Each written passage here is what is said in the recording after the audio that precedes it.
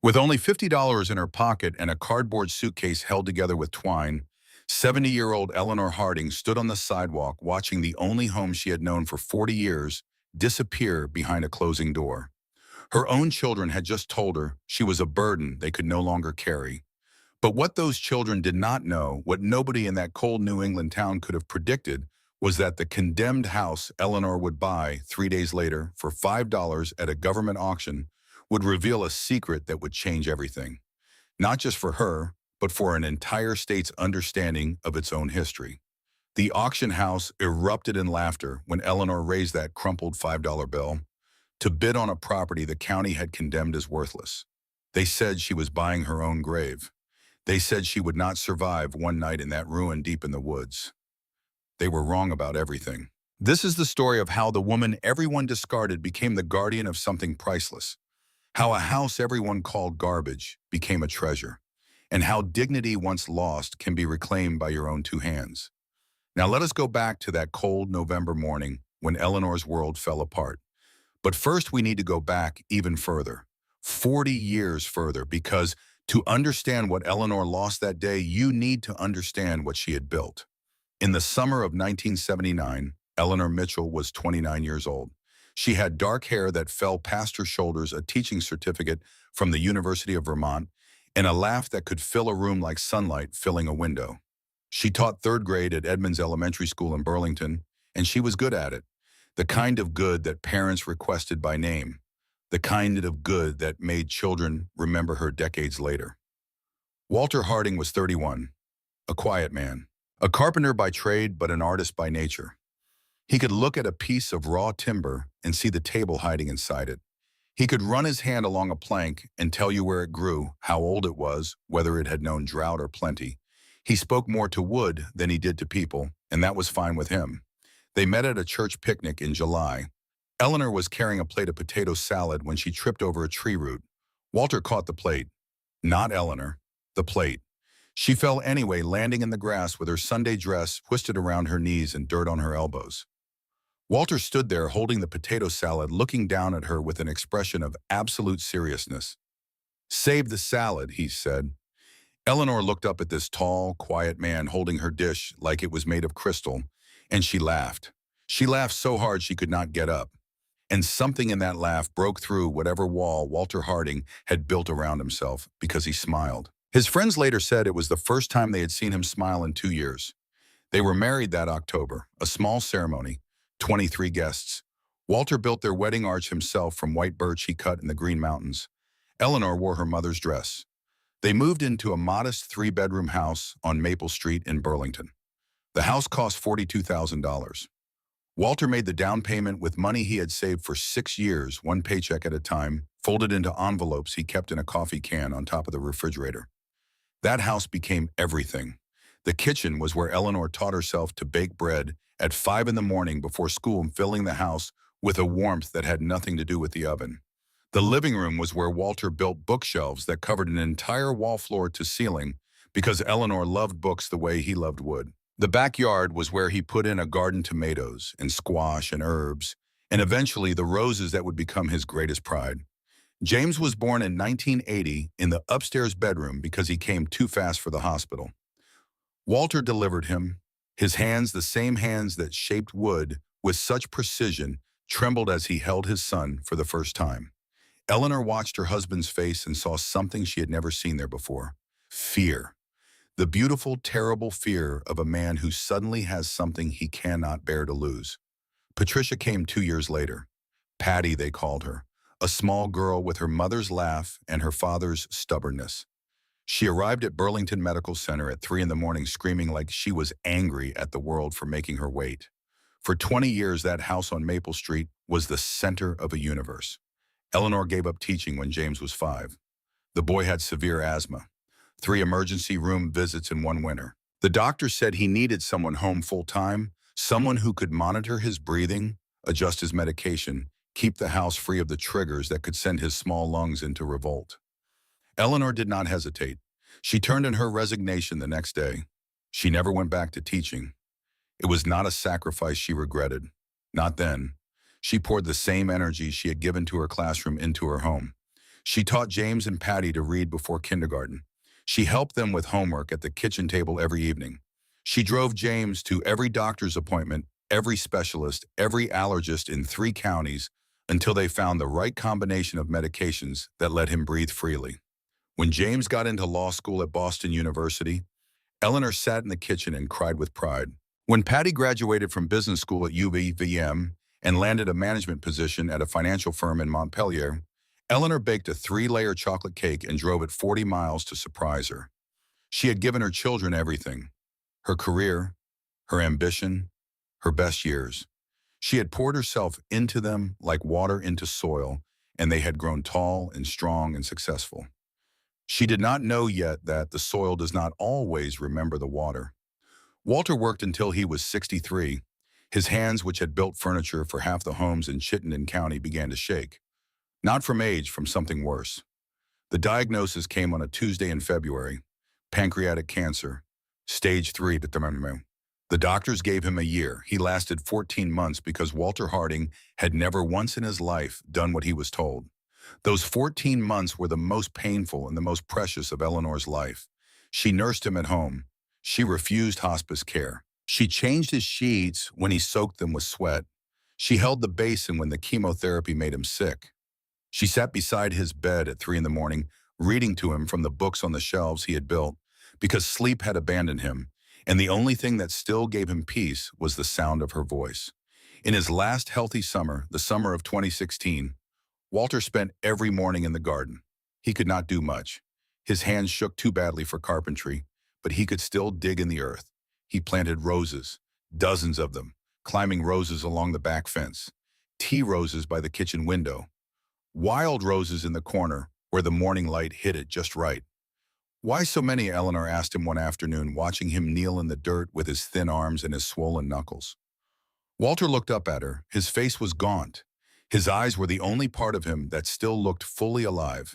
"Because you will need something beautiful to look at," he said. After. He died on November 22, 2016, at home, in the bedroom where they had slept together for 37 years. Eleanor was holding his hand. His last words were not dramatic. They were not profound in the way that movie deaths are profound. He simply looked at her with those still living eyes and said very quietly, "This house is yours, Ellie. Do not let anyone take it from you." Then his hand went slack, and the man who had caught her potato salad 40 years ago was gone. For 3 years after Walter's death, Eleanor lived alone in the house on Maple Street. The first year was the worst. She would wake at 3 in the morning and reach for him in the dark, and her hand would find cold sheets, and she would remember. Every single morning she had to remember. The cruelty of grief is not the pain, it is the repetition. The brain forgets overnight, and the heart has to learn the truth again every dawn. She developed routines to fill the silence. She woke at 6:30. She made coffee for 2 out of habit and poured the second cup down the drain for months before she finally stopped making it. She tended his roses with the same devotion he had shown them. She talked to them sometimes the way Walter used to, telling them about the weather, about what she had read about the cardinals that came to the feeder he had built from scrap pine. She kept his workshop in the basement exactly as he had left it, tools hanging on pegboard sawdust, still on the bench, a half-finished birdhouse sitting on the workbench as if he had just stepped away for coffee and would be back any minute. Sometimes she would go down there and stand among his things, breathing in the ghost of sawdust, running her fingers along the smooth handle of his favorite plane. She did not cry in the workshop.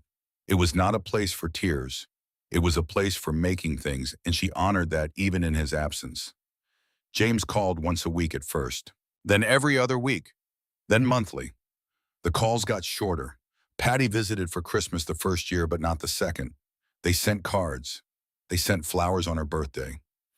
They did the minimum required to maintain the appearance of caring without the inconvenience of actually being present. Eleanor noticed. She noticed every missed call, every abbreviated visit, every conversation that ended with, "I have to go. Mom work is crazy." But she did not complain. She did not demand. She had been raised in a generation that believed you earned love by not asking for it, and she carried that belief like a stone in her pocket, heavy but familiar. She lived on her Social Security income, $1,200 a month, which was enough if she was careful. The house was paid off. Walter had made the last mortgage payment in 2010 and had celebrated by building Eleanor a new kitchen table from cherry wood he had been aging in the garage for 5 years. The house needed work. Eleanor knew this. The roof was 20 years old and beginning to show its age. The furnace made sounds that furnaces should not make. Property taxes had gone up 3 times since Walter's death. Burlington was becoming expensive. Young professionals were moving in. Housing values were climbing. And with them, the taxes that a woman on $1,200 a month could barely afford. But she managed. She ate simply. She kept the heat low. She did not buy new clothes. She did not go out to restaurants. She patched the roof where she could and turned the furnace down when it groaned and set aside money for taxes the way Walter had set aside money for the house, one envelope at a time. She was not comfortable, but she was home. And that was enough. Then came the dinner. It was a Sunday evening in May of 2019. James and Patty drove up from their respective cities for what they said was a family visit. Eleanor cooked pot roast Walter's recipe. She set the table with the good dishes. She put flowers from the garden in a vase. She was happy. Her children rarely visited together anymore. James was busy with his law practice in Burlington. Patty was climbing the corporate ladder in Montpelier. They had families of their own, mortgages of their own lives that had grown beyond the gravity of Maple Street. But they were here tonight, and Eleanor had made pot roast, and for a few hours the house felt the way it used to feel. After dinner, James cleared his throat. He had a particular way of doing this when he was about to say something he had rehearsed.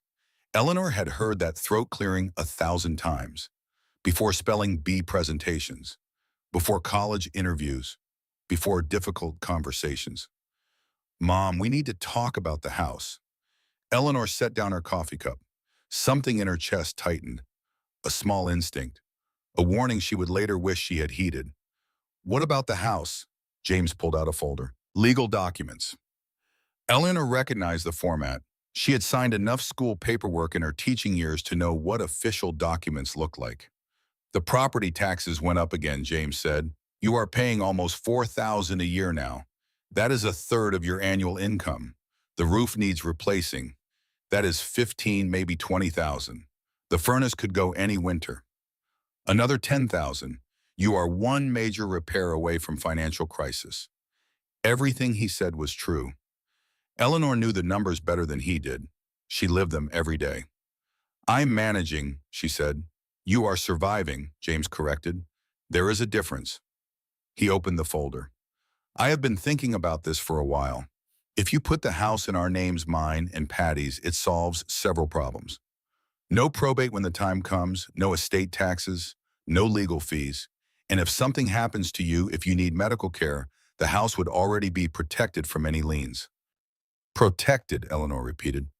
"We are family," Patty added. She had been quiet until now, letting James do the talking. "We are not going to do anything with it, Mom. It is still your home. You would still live here. It is just a legal formality for your protection." Eleanor looked at her children. James, 45, with his father's build and his mother's eyes and a law degree that made every word he spoke sound reasonable.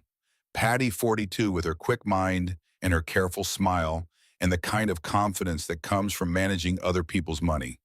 These were her children. She had sacrificed her career for them, and she had nursed their fevers. She had driven them to school in snowstorms. She had loved them with the complete, unquestioning love that a mother gives because it is what a mother does. She thought of Walter's words, "Do not let anyone take it from you." But these were not strangers. These were her children. Walter had loved them too. Walter would have trusted them. "Where do I sign?" Eleanor asked. James smiled. It was a real smile, or at least it looked like one. He showed her where to sign. 3 places. Initials here, signature there, date at the bottom. The deed to the house on Maple Street, the house Walter had saved for 6 years to buy, a house where she had raised her children and buried her husband's memory in every wall and floor and corner, was transferred to James David Harding and Patricia Ann Harding. Eleanor signed with the pen James gave her. A nice pen, heavy, expensive, the kind of pen lawyers use. She did not know that James had contacted a real estate appraiser 2 months before this dinner.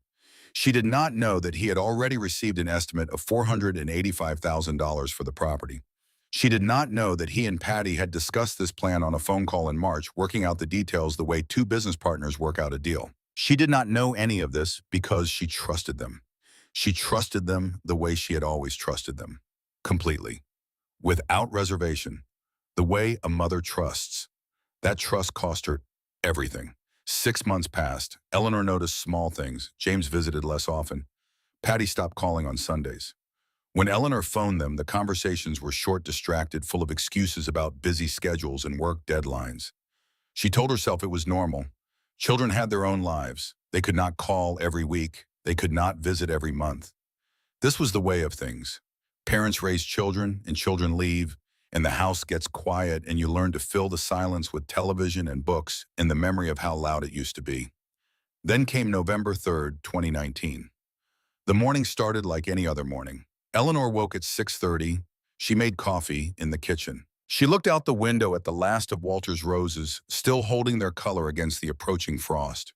She was planning to winterize the garden that afternoon, cut back the canes mulch. The beds prepare everything for the long Vermont cold. She never got to the garden. At 10 o'clock, a car pulled into the driveway. Then another. Eleanor looked out the front window and saw James getting out of his sedan. Patty was getting out of her SUV. And between the two cars, a third vehicle, one Eleanor did not recognize. A woman in a blazer got out carrying a clipboard and a measuring tape. A real estate agent. Eleanor opened the front door.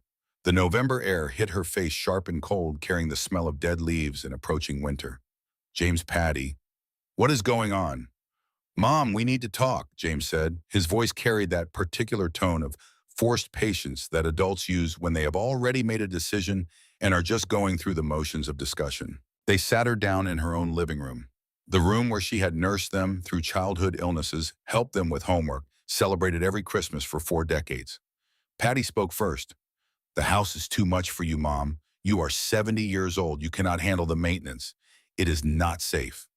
We found a wonderful assisted living facility, James added, pulling out a brochure. Very affordable. You will have your own room. They provide meals, activities, medical care if you need it. Eleanor took the brochure. The wonderful facility was a single room with a shared bathroom. The monthly cost was $3,000, more than twice her Social Security income. How would I pay for this? We have already talked to a buyer for the house, James explained. His voice was calm, practiced the voice of a lawyer presenting a case he had already won. He is offering $485,000. That is very good for this market. We will use that money to cover the facility costs. You will be taken care of. The words hit Eleanor like physical blows, each one landing harder than the last. You are selling my home. It is our house now, Mom, Patty said. Her voice was harder than Eleanor had ever heard it. Colder. The voice of a woman who manages money for a living and has learned to separate an emotion from transaction. You signed it over to us. Remember, we are making the decision that is best for everyone. Best for everyone, Eleanor heard herself say, or best for you. James's expression changed, the mask of patience slipping to reveal something underneath, something sharp and impatient and completely unfamiliar to the woman who had rocked him to sleep as a baby. That is not fair. We are trying to help you. You are becoming a burden, Mom. The constant calls about things breaking, the worry about you being alone here. We have our own families to think about, our own responsibilities. Burden. The word hung in the air between them like smoke. Eleanor looked at her son. She looked at this man she had carried inside her body, this man. She had given up her career to raise this man whose asthma attacks she had sat through at 3 in the morning, holding his hand and counting his breaths year after year after year. I never asked you for anything, she said. Her voice was shaking now, but not from weakness, from something else entirely. I have taken care of myself since your father died. I have never been a burden to anyone. Well, you are now, Patty snapped, her patience clearly exhausted. And we are not going to keep carrying you. The house sells in 2 weeks. The buyer wants it empty. You need to pack what you can carry and be ready to move to the facility by the 15th. And if I refuse, James looked at her directly, the house is legally ours. If you refuse to leave, we will have you evicted. Please do not make this harder than it needs to be. Evicted by her own children, from the house her husband built their life in, the house where she had given them everything she had. Eleanor felt something break inside her, not her heart. Her heart had broken when Walter died, and she had survived that. This was something else, something deeper and older. It was the breaking of a belief she had carried her entire adult life. The belief that if you give everything to your children, they will take care of you. The belief that love once given is remembered. The belief that family is permanent. That belief lay shattered on the living room floor between a pot roast gone cold and a brochure for a $3,000 room with a shared bathroom. They left shortly after taking the real estate agent with them to discuss staging the house for sale. They did not offer to help Eleanor pack. They did not ask if she needed money.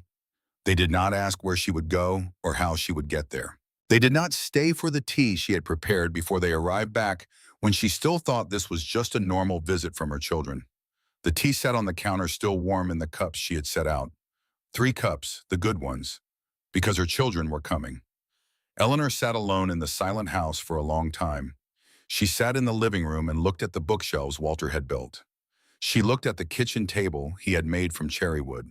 She looked at the walls that held 40 years of pencil marks, measuring how tall James and Patty had grown inch by inch, year by year. Then she went upstairs to the bedroom she had shared with Walter and began to pack. She had no money for movers or storage. Her Social Security check had gone to utilities and groceries. She had exactly $50.38 in her checking account and $6 in cash in her purse. She packed what she could carry, clothes worn but clean. A few photographs, the ones she could not leave behind. Walter's watch, the one she had given him on their 20th anniversary, the one that still ticked though his heart had stopped. Her mother's Bible, leather-bound with notes in the margins written in a hand that had been still for 30 years. Basic toiletries. Everything fit into 2 cardboard boxes and an old suitcase that had belonged to her parents. The suitcase handle was broken, held together with twine she had found in Walter's workshop. She tied it carefully the way he would have, pulling the knot tight, testing it twice. Everything else stayed behind. The furniture she and Walter had saved for piece by piece, year by year, buying what they could afford when they could afford it. The dishes from their wedding, white with blue flowers, 40 years old, and not one piece chipped because Eleanor had washed every one by hand every single time. The books from the shelves Walter built. The quilts she had sewn during the long winters, each one holding a pattern she had learned from her grandmother. Walter's rocking chair that he had built for her when she was pregnant with James. The framed photographs on the hallway wall, showing 4 decades of a family growing up. She walked through the house one final time. She ran her hand along the kitchen counter Walter had installed himself. She touched the pencil marks on the doorframe of the hallway. James, age 4, 3 feet 2 inches. Patty, age 6, 3 feet 9 inches. James, age 12. Patty, age 15. The marks climbed the wood like a ladder, each one a moment frozen in graphite.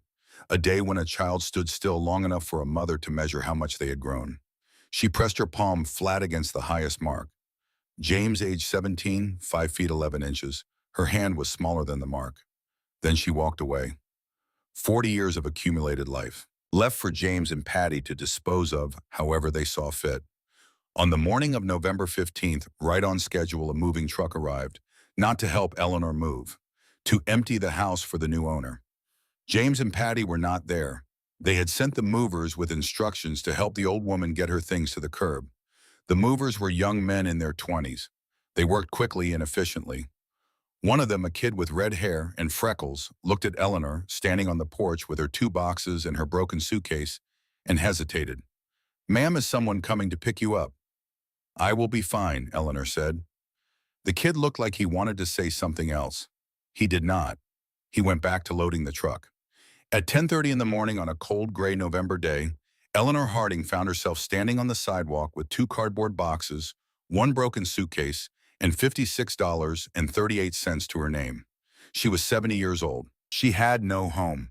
Her children had made it clear she was unwelcome in their lives. The assisted living facility required a deposit she could not afford, and she could not qualify without someone to guarantee the payments. She had never felt more invisible in her life. 70 years of existence, and this was what it came to. A woman on a sidewalk with boxes, not even worth slowing down for, not even worth a rolled-down window and a question. She thought about Walter. What would he say if he could see her now? She knew exactly what he would say. He would say nothing.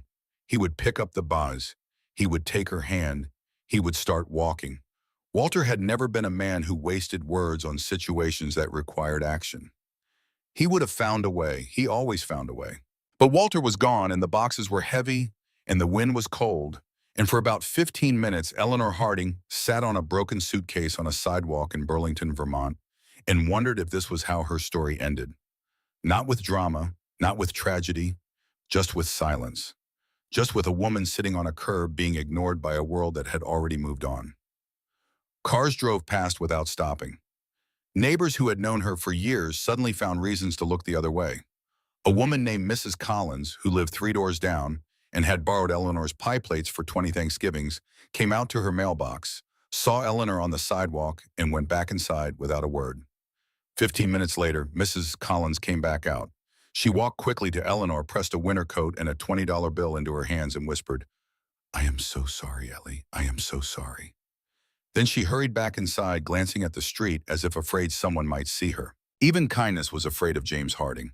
Eleanor put on the coat. It was warmer than her own. She folded the $20 into her pocket. $76.38. That was everything she had in the world. She sat down on her suitcase, pulled the coat tighter against the November wind, and tried to figure out what to do next. That is when she saw the newspaper. It was in a trash can near the curb. Someone had discarded that morning's Burlington Free Press. The wind had blown it half open, and a headline on the back page of the classified section caught her eye the way a match catches in dry grass. County to auction condemned properties. Minimum bid $1. Eleanor pulled the newspaper from the trash and read the article carefully. The county was auctioning off properties that had been abandoned or condemned, trying to recoup unpaid property taxes. The auction would be held that afternoon at 2 o'clock at the county administration building. She looked at the boxes and suitcase containing everything she owned. She looked at the house that had been her home, now belonging to children who had called her a burden. She looked at the $76.38 that was all the money she had in the world. And she made a decision. If she was going to be homeless anyway, she would at least be homeless in a place she owned, a place no one could take from her, even if it was condemned, even if it was worthless, even if the whole world laughed. At least it would be hers. She picked up her boxes. She grabbed the suitcase by its twine handle, and she started walking. The walk was 12 blocks. It should have taken 20 minutes. It took Eleanor 45. The boxes were awkward. The suitcase dragged on the pavement, the twine handle cutting into her palm. She had to stop 3 times to rest, setting the boxes down on bus stop benches and catching her breath while people walked past her as if she were part of the furniture. At one point, she caught her reflection in a store window. A thin woman in a borrowed coat, her gray hair windblown, her face drawn and pale, dragging a broken suitcase down the sidewalk like a refugee. She did not recognize herself. The woman in the glass was not Eleanor Harding. Eleanor Harding had a home. Eleanor Harding had a garden. Eleanor Harding had a husband's watch and a mother's Bible and 40 years of Christmas mornings stored in the walls of a house on Maple Street. This woman had nothing, and she was walking toward a basement conference room to bid on a ruin with money she could not afford to spend. She kept walking. The county administration building was a squat brick structure that smelled of old documents and fluorescent lighting and the particular brand of indifference that government buildings cultivate, like mold. Eleanor arrived at 1:45, dragging her broken suitcase behind her, the cardboard boxes stacked on top, held in place by one arm while the other pulled. She was breathing hard. She was sweating under Mrs. Collins's coat despite the November cold. Her back ached from carrying the boxes the 12 blocks from Maple Street. The auction was being held in a basement conference room. About 30 people were already there, mostly men in business casual clothing, real estate investors looking for cheap properties they could flip for profit. They talked loudly, comparing notes on previous auctions, joking about the garbage the county was trying to unload. They had laptops open, spreadsheets visible, calculations already made. Eleanor found a folding chair in the back corner and sat down quietly. Several of the men glanced at her, their expressions a mixture of confusion and dismissal. An elderly woman with a broken suitcase and cardboard boxes was not serious competition. She was not even a curiosity. She was wallpaper. Background noise. The auctioneer was a heavy-set man in his 50s named Gerald Stokes. He had been conducting county auctions for 15 years and had the rapid-fire delivery of someone who wanted to get through the process as quickly as possible and get home in time for dinner. "All right, folks, let us get started," he called out at exactly 2:01. "We have got 23 properties on the docket today, all sold as is, no warranties, no guarantees. You buy it, you own it, problems and all. Minimum bid is $1. Payment due immediately upon sale. Cash cashier's check or money order only. Everybody clear." The crowd murmured agreement. The first properties went quickly. A small commercial building in downtown Burlington went for $45,000. A vacant lot with foundation issues sold for $12,000. A house with serious water damage brought $38,000. The investors bid aggressively, driving prices up, clearly knowing which properties had potential and which were genuine garbage.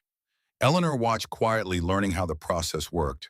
When a property was announced, Stokes would describe its location, size, and known issues. Then bidding would start at $1 and climb from there, sometimes slowly, sometimes in rapid jumps when two investors wanted the same piece.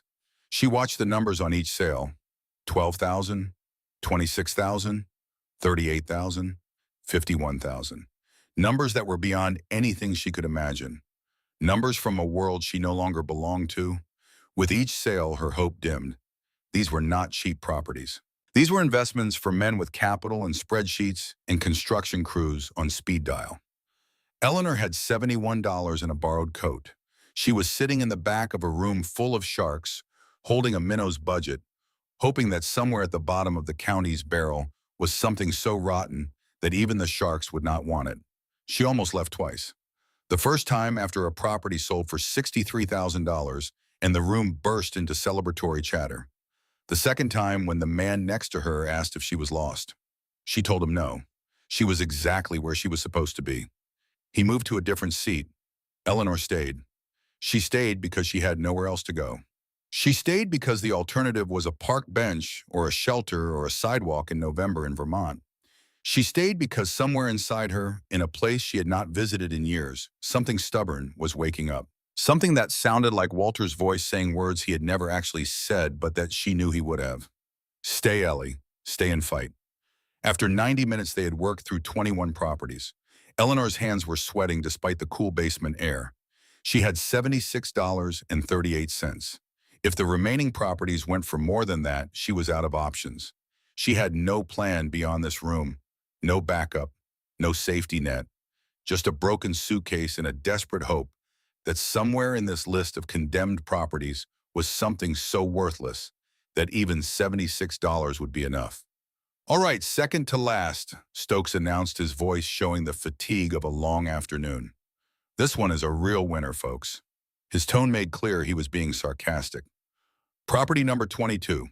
Located at the end of Timber Ridge Road, approximately 12 miles outside city limits. Structure is a single-family dwelling approximately 1,200 square feet, built circa 1870. A few people in the audience laughed. A house from 1870 that was being auctioned off by the county was clearly in a condition beyond hope. Stokes continued reading from his notes, and with every sentence the laughter grew. Property has been abandoned for approximately 15 years. No electricity, no running water, no septic system currently functional. Structure has significant roof damage, broken windows, foundation issues, and extensive mold. County inspector has condemned the property as uninhabitable and recommended demolition. More laughter. Eleanor sat very still. Access is via an unpaved forestry road, impassable in winter months. No nearby neighbors. Property sits on 2.3 acres of heavily forested land. Stokes looked up from his notes with a showman's grin. And just to sweeten the deal, there is an active family of raccoons living in what used to be the kitchen. The room erupted, 30 men laughing, some of them wiping their eyes. One man in the front row was laughing so hard he spilled his coffee.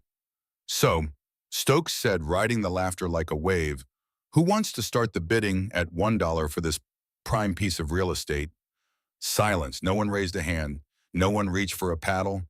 No one even shifted in their seat. The property was so worthless that not a single one of these professional investors would risk a single dollar on it.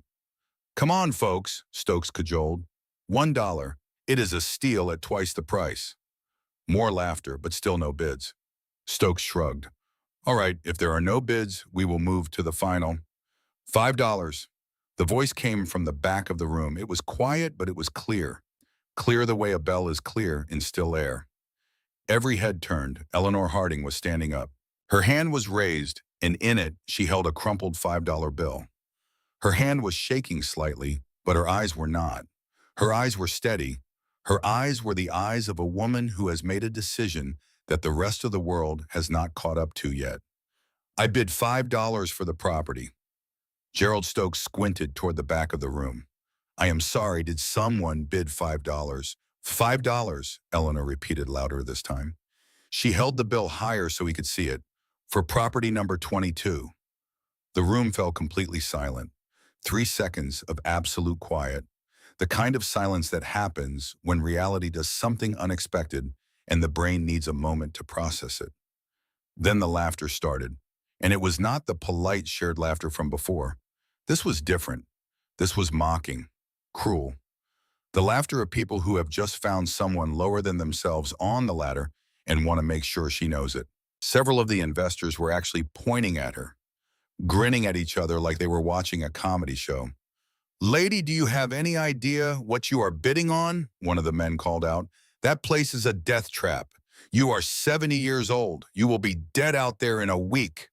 "You are literally buying a raccoon condo," another man added, and the room howled. Eleanor said nothing. She stood with her $5 bill raised and her eyes forward, and her mouth set in a line that Walter Harding would have recognized immediately.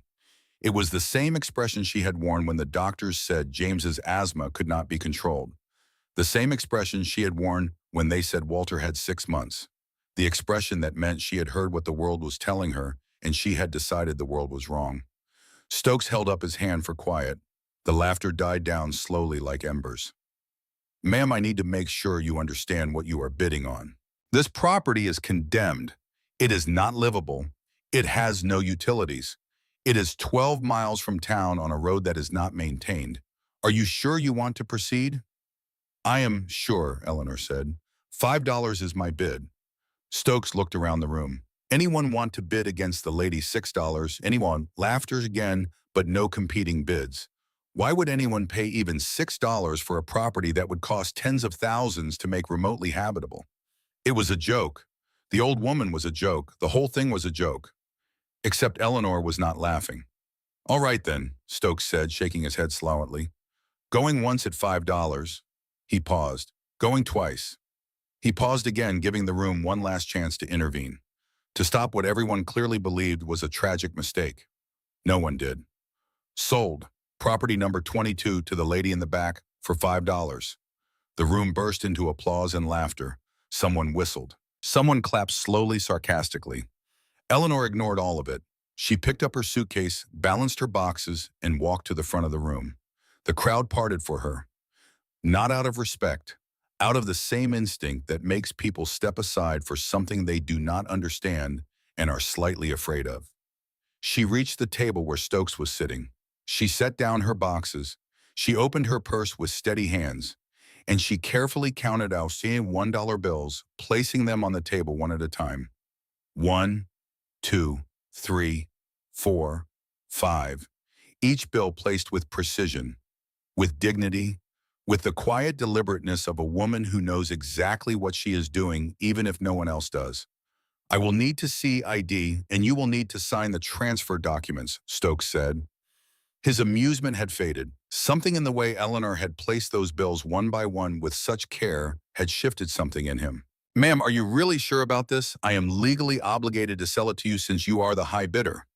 But I really think you should reconsider." "I am sure," Eleanor said simply. "I have never been more sure of anything in my life." As Stokes filled out the forms, a younger man approached.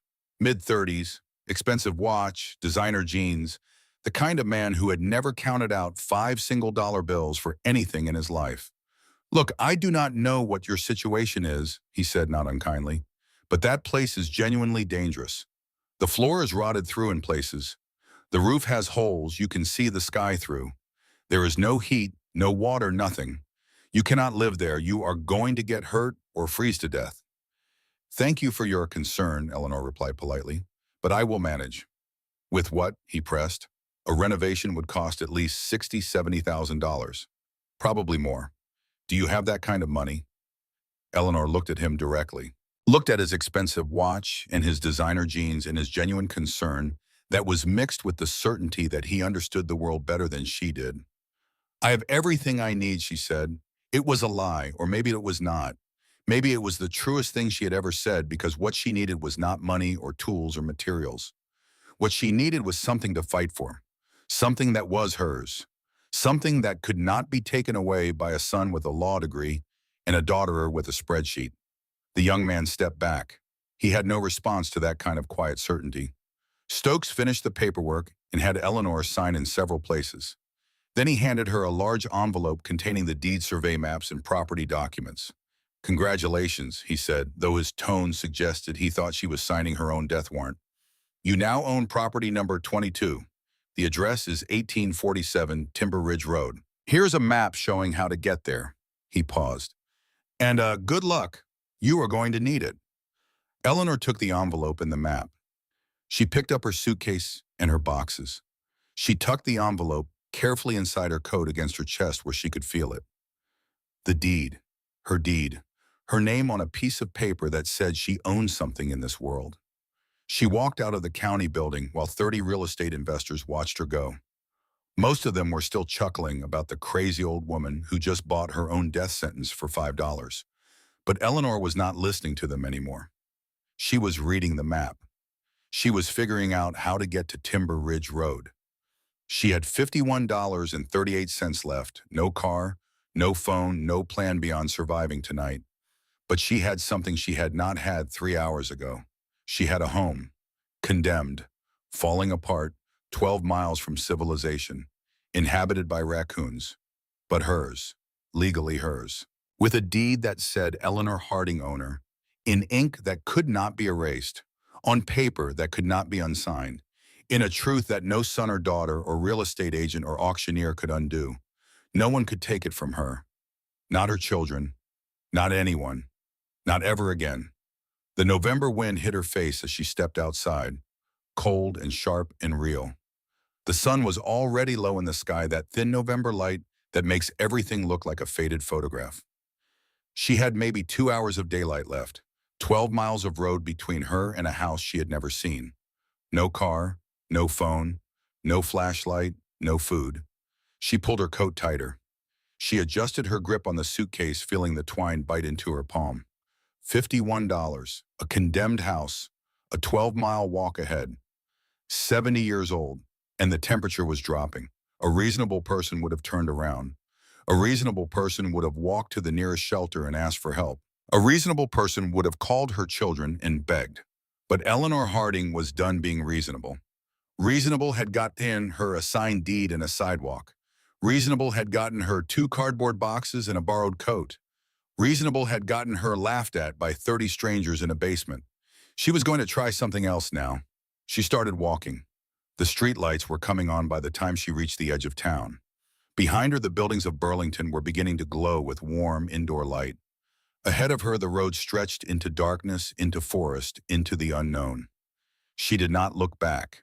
And somewhere in the deep woods outside Burlington, Vermont, at the end of a road that was barely a road and a house that was barely a house behind boards that had been placed there 150 years ago by hands long turned to dust, something was waiting, something hidden, something that had been patient for a very, very long time. But Eleanor did not know that yet. All she knew was that she was walking towards something instead of away from something, and that for the first time since Walter died, the direction felt right. Getting to Timber Ridge Road with 2 cardboard boxes and a broken suitcase proved to be the first of many challenges Eleanor would face. She could not afford a taxi. That would cost at least $40 for a 12-mile trip, and she needed every dollar she had left. So she walked, not all 12 miles, that would have been impossible. But she walked the first 3 miles to the edge of town, where the sidewalks ended, and the road narrowed, and the trees began to close in like walls. There was a small general store there set back from the road with a gravel lot and a hand-painted sign that read Morrison's Hardware and Sundries. The lights were still on inside, though it was past closing time. A pickup truck sat in the lot, its bed loaded with lumber and fencing wire. Eleanor set her boxes on the gravel and sat on her suitcase to catch her breath. Her legs were shaking. Her back was a solid wall of pain. She had walked 3 miles carrying everything she owned, and she still had 9 to go, and the sun was almost gone. That is when the store's front door opened and a man stepped out. He was somewhere in his 60s, tall and lean, with the weathered face of someone who had spent most of his life outdoors. He wore a flannel shirt and work boots and a canvas jacket that had been patched so many times it looked like a quilt. His name was Earl Hobbs, and he was locking up for the evening. He stopped when he saw Eleanor, a 70-year-old woman sitting on a broken suitcase in his parking lot, breathing hard with 2 cardboard boxes at her feet and the last light of a November day fading behind her like a curtain being drawn. "You all right, ma'am?" he asked, concern evident in his voice. Not the polite concern of a stranger making sure you are not going to be a problem. Real concern, the kind that starts in the gut and works its way up to the voice before the brain has time to decide whether it is convenient. "I need to get to Timber Ridge Road," Eleanor said. "I just bought a property there, but I do not have transportation." Earl looked at this woman with her cardboard boxes and her broken suitcase and the thin sweat on her forehead despite the cold. He looked at the darkening sky and the road that led into the forest. He looked at her hands, which were red and raw from carrying the boxes by their edges. Timber Ridge, that is way out, not much out there but old logging roads and forest. "I know," Eleanor said. "That is where I am going." Earl studied her for a moment. He was a man who had learned to read people the way some men read the weather, by paying attention to the small signs that others miss. He saw a woman who was exhausted but not broken, desperate but not defeated. He saw something in her eyes that he recognized, though he could not have named it. It was the same thing he had seen in his own eyes 6 years ago, when he had stood in his kitchen at 3 in the morning after the phone call about his wife's accident, and he had known that everything was different now, and the only choice was whether to keep standing or to sit down. He had kept standing. He could see that this woman intended to do the same. "I'm heading home," Earl said. "I live out that direction. I can give you a ride." "I cannot pay you," Eleanor admitted. "Did not ask you to," Earl replied. "Come on, truck is around back." The drive took 30 minutes, most of it on increasingly rough roads. The pavement ended 5 miles out of town, replaced by gravel that eventually gave way to dirt. Earl's truck bounced and rattled over ruts and roots. The headlights carved a tunnel through the darkness, illuminating trees that pressed close on both sides, their bare branches reaching over the road like fingers. Earl tried to make conversation. He asked where she was from. He asked about the property. He asked careful, gentle questions, the way a man does when he can see that the person next to him is carrying something heavy and might need help setting it down. Eleanor kept her answers brief. She was not ready to explain, not ready to say the words out loud. "My children threw me out. I bought a condemned house for $5. I have nowhere else to go." The words were true, but saying them would make them real in a way that she was not yet prepared for. So she said as little as possible and looked out the window at the dark forest and the occasional flash of animal eyes caught in the headlights. Finally, following the map Gerald Stokes had given her, they turned onto what could barely be called a road. It was more like 2 tire tracks through dense forest overgrown with weeds and small saplings that scraped against the underside of the truck. "This is Timber Ridge Road," Earl said doubtfully. "Have not been down here in years. Did not know there were any standing structures left." They drove slowly, branches dragging along the sides of the truck like fingernails on wood. After about a quarter mile, the tracks opened into a small clearing. And there it was, Eleanor's house. Even in the beam of Earl's headlights, even at a distance, the place looked like something that had been forgotten by everything except time and weather. It was a small structure, probably originally built as a hunting cabin or logger's cottage sometime in the 1870s. The original construction had been solid. Thick timber frame, stone foundation. The kind of building that men built when they expected it to stand for a century. It had stood for a century and a half, but the last 15 years of complete abandonment had taken what time it spared. The roof sagged in the middle like the spine of an old horse. On the right side, a hole about 3 feet across opened directly to the sky. Every window was broken, just empty frames with shards of glass clinging to rotted wood like loose teeth. The front door hung crooked on one hinge half open, as if the house had given up on keeping anything out. Vines and small trees grew up against and partially through the walls. The front porch had collapsed entirely on one side, the boards jutting upward like broken ribs. The whole structure leaned slightly to the left, as if the burst was slowly pulling it down into the earth, reclaiming what had been taken from it 150 years ago. Earl let out a low whistle. "That is what you bought." "That is what I bought," Eleanor confirmed. "Ma'am, you cannot live there. That is not a house. That is kindling waiting for a strong wind." "It is my house," Eleanor said quietly. "It is all I have." Earl was quiet for a moment, then he sighed the way men sigh when they have decided to help with something they know is probably hopeless. "Let me at least help you get your things inside. And I have got a tarp in the back. We can put it over that hole in the roof. It will not be perfect, but it will keep the worst of the rain off." They spent the next 45 minutes making the place marginally less hostile to human life. Earl used a crowbar to force the front door open. The wood had swollen with moisture and was stuck tight. It took 3 hard pulls before it gave way with a groan that sounded almost human. Inside was worse than outside. The main room was maybe 300 square feet. What had been a kitchen area occupied one side. A small bedroom was visible through a doorway on the other. Every surface was covered in decades of accumulated debris. Leaves, branches, animal droppings, broken glass. The black stain of mold spreading across the walls like a map of someplace you did not want to visit. The smell hit Eleanor like a wall. Rot, decay, the musky odor of animals who had lived here longer than any human and considered the place rightfully theirs. Her eyes watered. Her stomach lurched. She breathed through her mouth and kept moving. The floor had holes in several places where the boards had rotted through completely. In one corner, she could see the ground beneath the house through a gap wide enough to put her foot through. The ceiling showed water damage throughout, brown and black stains spreading like bruises, and directly above them was the hole in the roof showing a rectangle of dark sky studded with early stars. From the kitchen area came an aggressive chittering sound. Eleanor turned the lantern toward it and saw a mother raccoon and 3 babies watching her from the top of a cabinet. The mother's eyes gleamed in the light, flat and hostile, and completely unimpressed by the concept of property ownership. "This is my house now," Eleanor said aloud, surprised by how steady her voice sounded. "But you can stay for tonight. Tomorrow you will need to find a new place." The raccoon chittered back, clearly not intimidated. Earl came back from his truck with the tarp, some rope, a flashlight, and a bottle of water.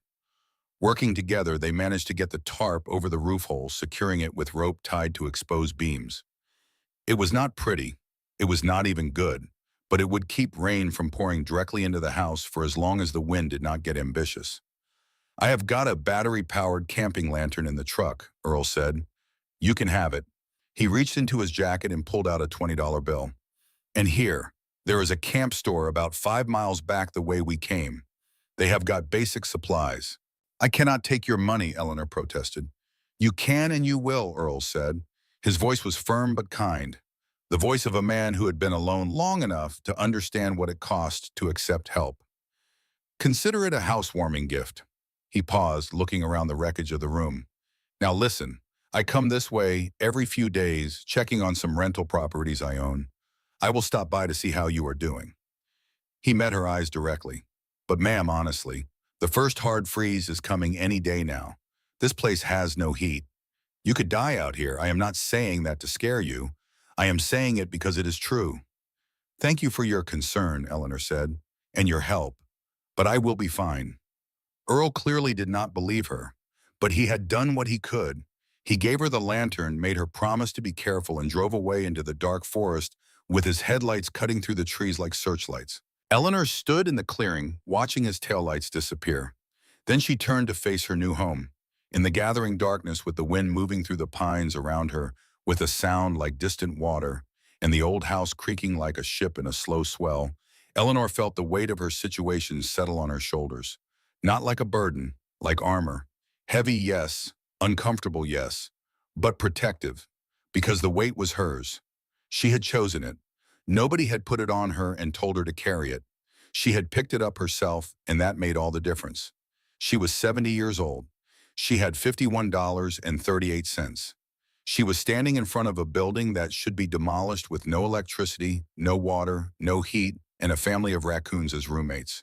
Any reasonable person would have broken down, would have admitted defeat, would have found her way back to town and thrown herself on the mercy of social services. But Eleanor was not feeling reasonable. She was feeling something else entirely, something she had not felt in a long time. Angry. Not at her children, though she had every right to be. Not at the world, though it would have been justified. Angry at herself for being weak, for letting herself become dependent, for signing over her house, for trusting people who had proven themselves untrustworthy, for spending 3 years after Walter's death slowly fading instead of fighting. And beneath the anger was something harder and stronger, something that did not bend. Determination. She had been called a burden. She had been discarded. She had been laughed at by a room full of strangers who thought she was pathetic. She was going to prove every single one of them wrong. Eleanor picked up the lantern, clicked it on, and walked into her house. She spent an hour clearing a small area of floor in the main room, using a pine branch with bushy needles as a broom, using her bare hands to pull up larger pieces of debris, feeling her nails break and her fingers scrape against rough wood and broken glass. She created a space about 6 feet by 6 feet that was relatively clean. She laid out her coat as a ground cloth. She pulled out her blanket. She set Walter's watch and her mother's Bible carefully on the floor beside her. She ate half a granola bar she had saved from breakfast, her only meal that day. She drank some of the water Earl had given her. Then she lay down on the hard floor, pulled the thin blanket over herself, and looked up at the water-stained ceiling. The wind outside was picking up. She could hear it moving through the trees. The house creaked and groaned around her. Small animals skittered in the walls. From the kitchen, the raccoons occasionally made noise, reminding her that she was not the only living thing trying to survive the night. She was cold. The thin blanket was not enough.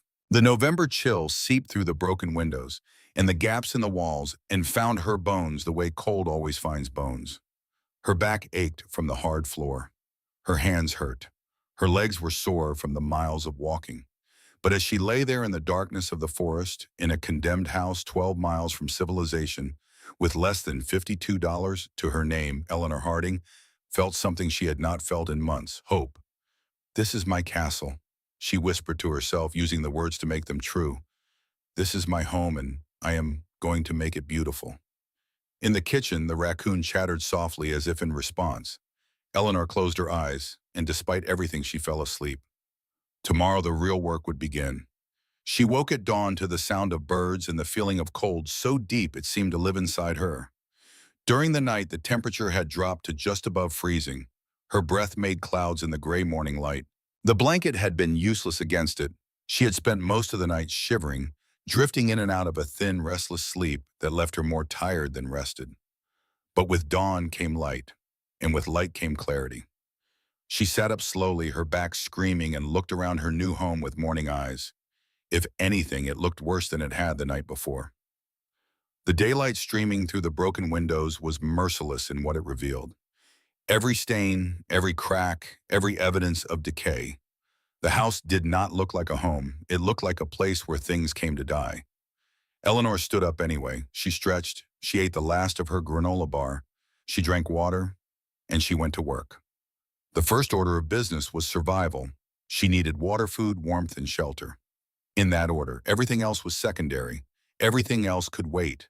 Water was the easiest problem to solve. The property sat in forested land, which meant there had to be water nearby. Eleanor spent an hour exploring the area around the house. The forest was dense, the ground covered in fallen leaves and pine needles that muffled her footsteps. She followed the slope of the land downhill, listening for the sound she was hoping to hear. She found it about 200 yards from the house. A small creek running fast and clear, over rocks maybe 4 feet wide and a foot deep. The water was cold and sharp. She cupped her hands and brought it to her face. It smelled like rocks in winter. Probably not safe to drink without boiling, but it would work for washing and cleaning. She used the empty water bottle Earl had given her to carry creek water back to the house. Multiple trips, up and down the slope. Her 70-year-old legs protested the steep grade, the muscles burning, the joints aching. But she pushed through.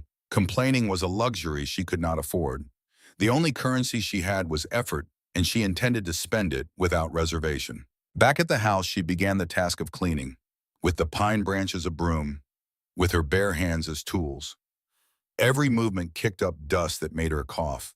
The smell of mold was so strong it made her nauseous. Her back ached constantly from bending and lifting and pulling. But she worked, steadily, methodically, the way Walter used to work, one board at a time, one nail at a time, one piece at a time until the thing was built. By noon, she had cleared most of the main room floor, and beneath the decades of filth, she found something that made her stop. The wooden boards underneath were in far better condition than she had expected. Scarred and stained, yes, but solid. She knelt down and pressed her palm flat against the wood. It was hard, dense, the kind of timber that does not give when you push against it. She realized what she was touching. Old-growth timber, the kind of wood that Walter used to talk about with reverence, the kind that grew for centuries before anyone cut it down, the kind that had a density and strength that modern lumber could not match. The original builders had used the best material available, and that material had survived 150 years of neglect. Beneath the ruin was quality. Beneath the garbage was something good. The discovery gave her more than hope. It gave her a plan. This house could be saved. Not by professionals with budgets and equipment, by her, with her hands, with time and effort and stubbornness. In the afternoon, she tackled the raccoons. The family had retreated to their den in the damaged ceiling, clearly annoyed by all the activity. Eleanor could not just evict them violently. They were a mother and babies. And despite everything that had happened to her, Eleanor still had compassion for creatures just trying to survive. Instead, she made their stay uncomfortable. She banged on the walls near their den. She made as much noise as she could. She made the house as inhospitable as possible. By evening, the raccoons had left climbing out through the roof hole and disappearing into the trees. Eleanor immediately stuffed the opening with branches and the tarp to prevent their return. That night, she walked the 5 miles to the camp store Earl had mentioned. 5 miles through dark forest with only the lantern to light her way. The road was rough, full of ruts and stones. Every shadow could have been an animal. Every snap of a branch could have been a threat. She walked anyway. Fear was another luxury she could not afford. The store was small, warm, and well-stocked. The owner was a woman named Donna Pruitt, late 50s, sharp eyes, the kind of face that had seen enough of life to not be surprised by much. She was closing up when Eleanor arrived, but she opened the door when she saw the old woman standing in the cold with a lantern and scratched hands and dirt on her clothes. "You are the one who bought the Timber Ridge place," Donna said. It was not a question. In a community, this small word moved faster than the wind. "I am," Eleanor confirmed. Donna sold her 10 pounds of rice, 5 pounds of dried beans, salt, a box of matches, and a large container of water purification tablets. The total should have been about $35. Donna charged her 20. "Call it a neighbor discount," Donna said. She added a partial loaf of bread and some cheese. "These are from yesterday. Cannot sell them anyway."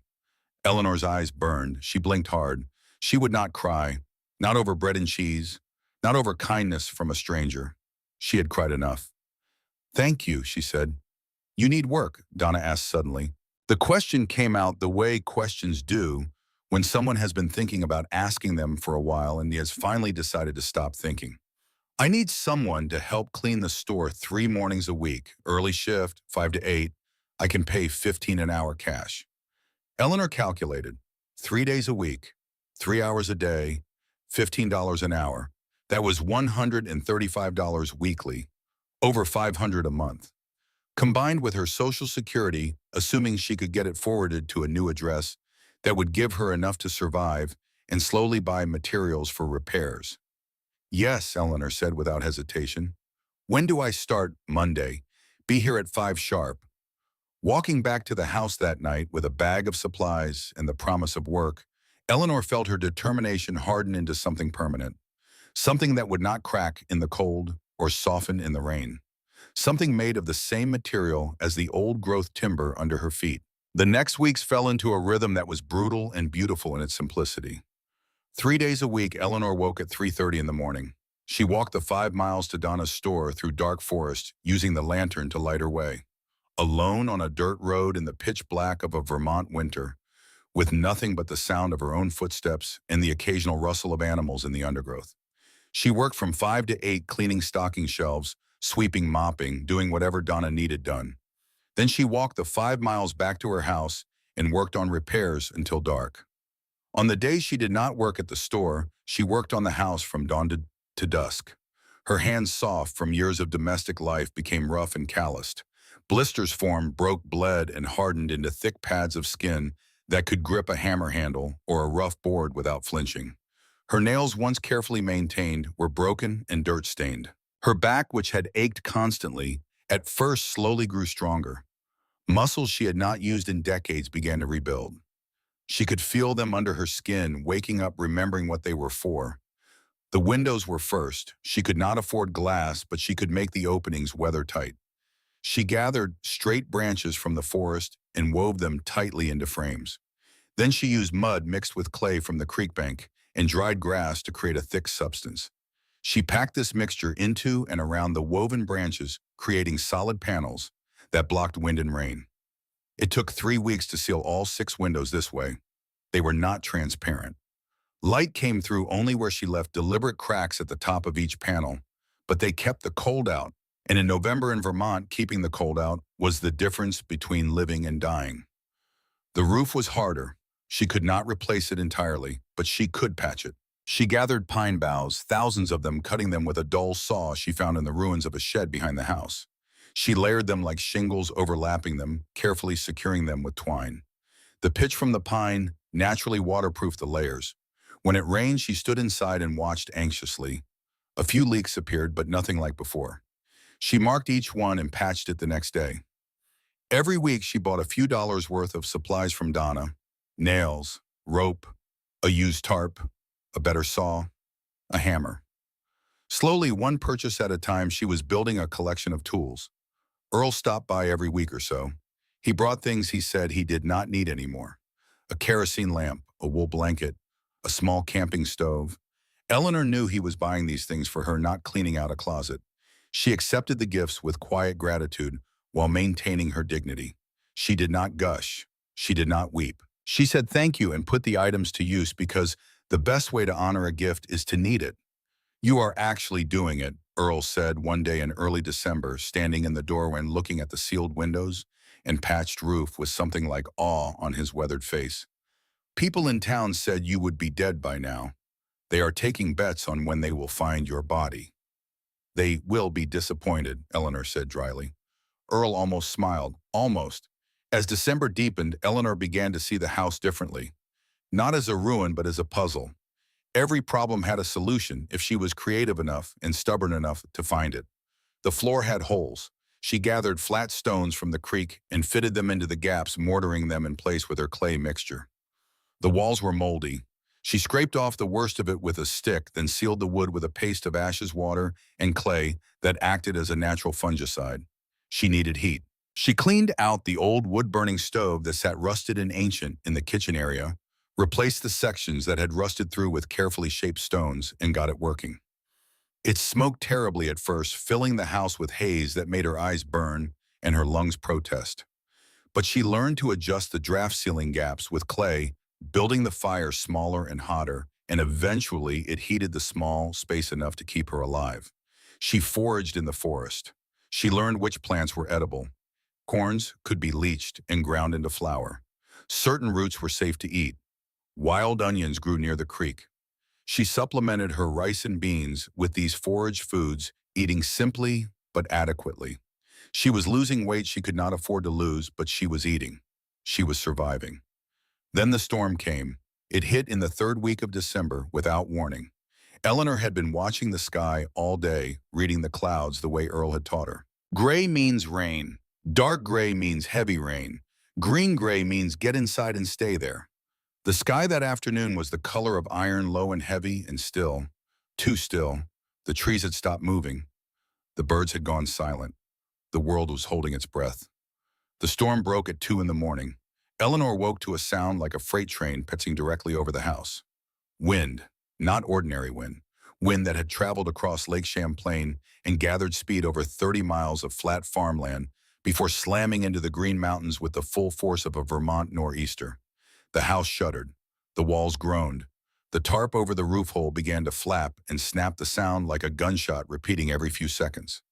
Eleanor scrambled out of her blankets and lit the lantern with shaking hands.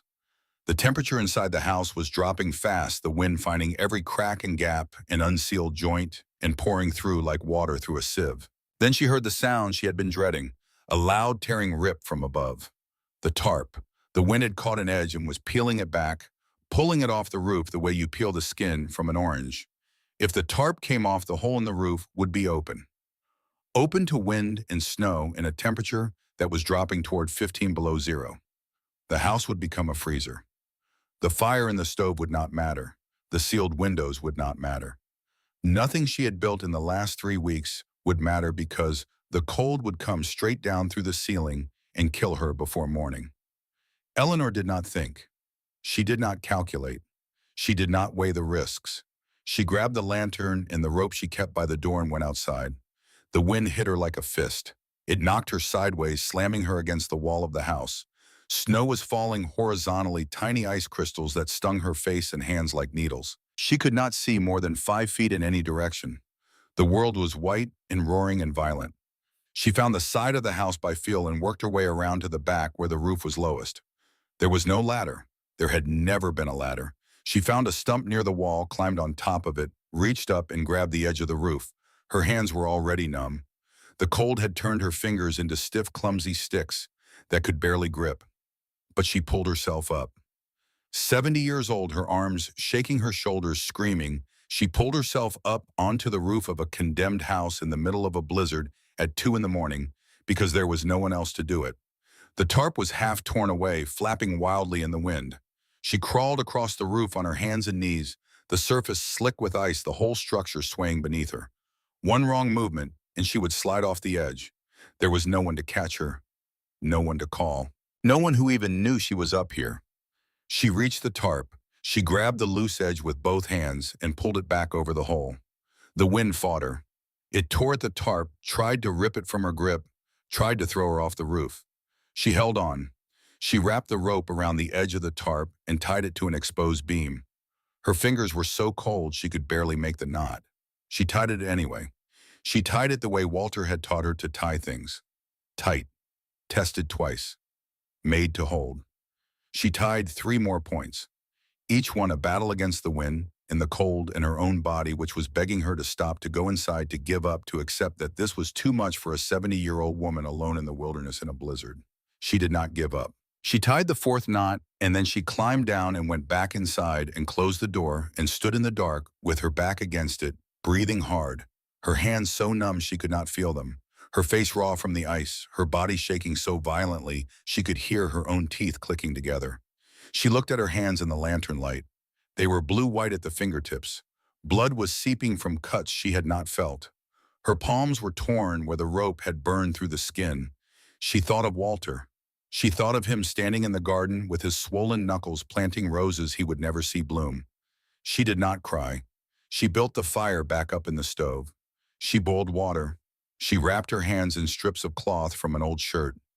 She sat as close to the stove as she could, feeding it wood, keeping it burning, forcing heat back into a body that wanted to shut down. Outside, the storm raged until dawn. Inside, Eleanor sat and fed the fire and listened to the wind and the tarp holding above her, held by knots she had tied with her own frozen hands. When morning came, the storm had passed. She went outside and looked up at the roof. The tarp was still there, battered, stretched, covered in ice, but still there, still holding, still doing its job. She looked at her hands, bruised, cut, swollen, the hands of a woman who had climbed a roof in a blizzard because there was no one else to climb it for her. She went back inside and made coffee on the camping stove. She ate rice with salt. She wrapped her hands in fresh bandages, and then she went back to work. The days grew shorter and colder. December pressed down on the forest like a weight, but Eleanor pressed back. Then her body betrayed her. It started as a cough in mid-December. Nothing unusual. The mold exposure, the cold air, the dust from weeks of cleaning. She ignored it the way she ignored everything that did not require immediate action. She had too much work to do, too many problems to solve. A cough was nothing. The cough became a fever. The fever became chills so violent she could not hold a cup of water without spilling it. 3 days after the first cough, Eleanor woke in the dark, unable to breathe properly. Her lungs felt like they were wrapped in wet cloth. Every breath was a conscious effort, a deliberate act of will. In, out, in, out. Each one shallower than the last. Pneumonia. She did not need a doctor to tell her. She had nursed Walter through enough illness to recognize the signs. The fever, the rattling breath, the weakness that made her arms feel like they were made of sand. She was alone in a house in the woods with no phone and no car, and the nearest help 5 miles away through dark forest. She could die here. That was a real possibility. She could lie on this floor and close her eyes, and the fever would take her, and nobody would know until Earl stopped by in a few days and found her still and cold. She thought about that for approximately 30 seconds. Then she got up. It took her 10 minutes to get from the floor to the stove. 10 minutes of crawling and pulling and resting and crawling again. She built a fire with shaking hands. She boiled water. She made tea from dried herbs she had foraged. She forced herself to drink it. She forced herself to eat rice, even though her stomach revolted at the thought of food. She wrapped herself in every blanket and piece of clothing as she owned, and she sat by the stove, and she sweated, and she shook, and she breathed. In, out, in, out. For 3 days, she fought the fever alone. She did not leave the house. She rationed her water and her firewood. She slept in fits, waking every few hours to feed the stove, terrified that the fire would go out and the cold would finish what the pneumonia had started. On the 4th day, the fever broke. She woke soaked in sweat, her blankets drenched her body weak as paper. But her lungs were clearer. She could breathe without fighting for it. She was alive. When Earl came by 2 days later, Eleanor was standing outside the house splitting firewood with a hatchet he had given her. She was thinner than before. Her face was drawn, but she was standing. People in town said you were probably dead by now, Earl told her. They will be disappointed, Eleanor said. Beca. It was becoming her favorite phrase. Every day she found something to fix. Every day the house got a little better, a little stronger, a little more like a home. Earl brought her a Christmas tree. It was just a small branch, really, a balsam fir cutting about 2 feet tall. Eleanor set it on the crude table and decorated it with strips of fabric from her worn-out clothes. Red from a flannel shirt, blue from an old scarf, white from a cotton blouse that had been through too many washes. She stood back and looked at it. It was the ugliest Christmas tree she had ever seen. It was also the most beautiful. Donna gave her a Christmas bonus of $100 cash and a care package with coffee, sugar, and a battery-powered radio. You are the talk of the town, Donna told her. Everyone thought you were crazy.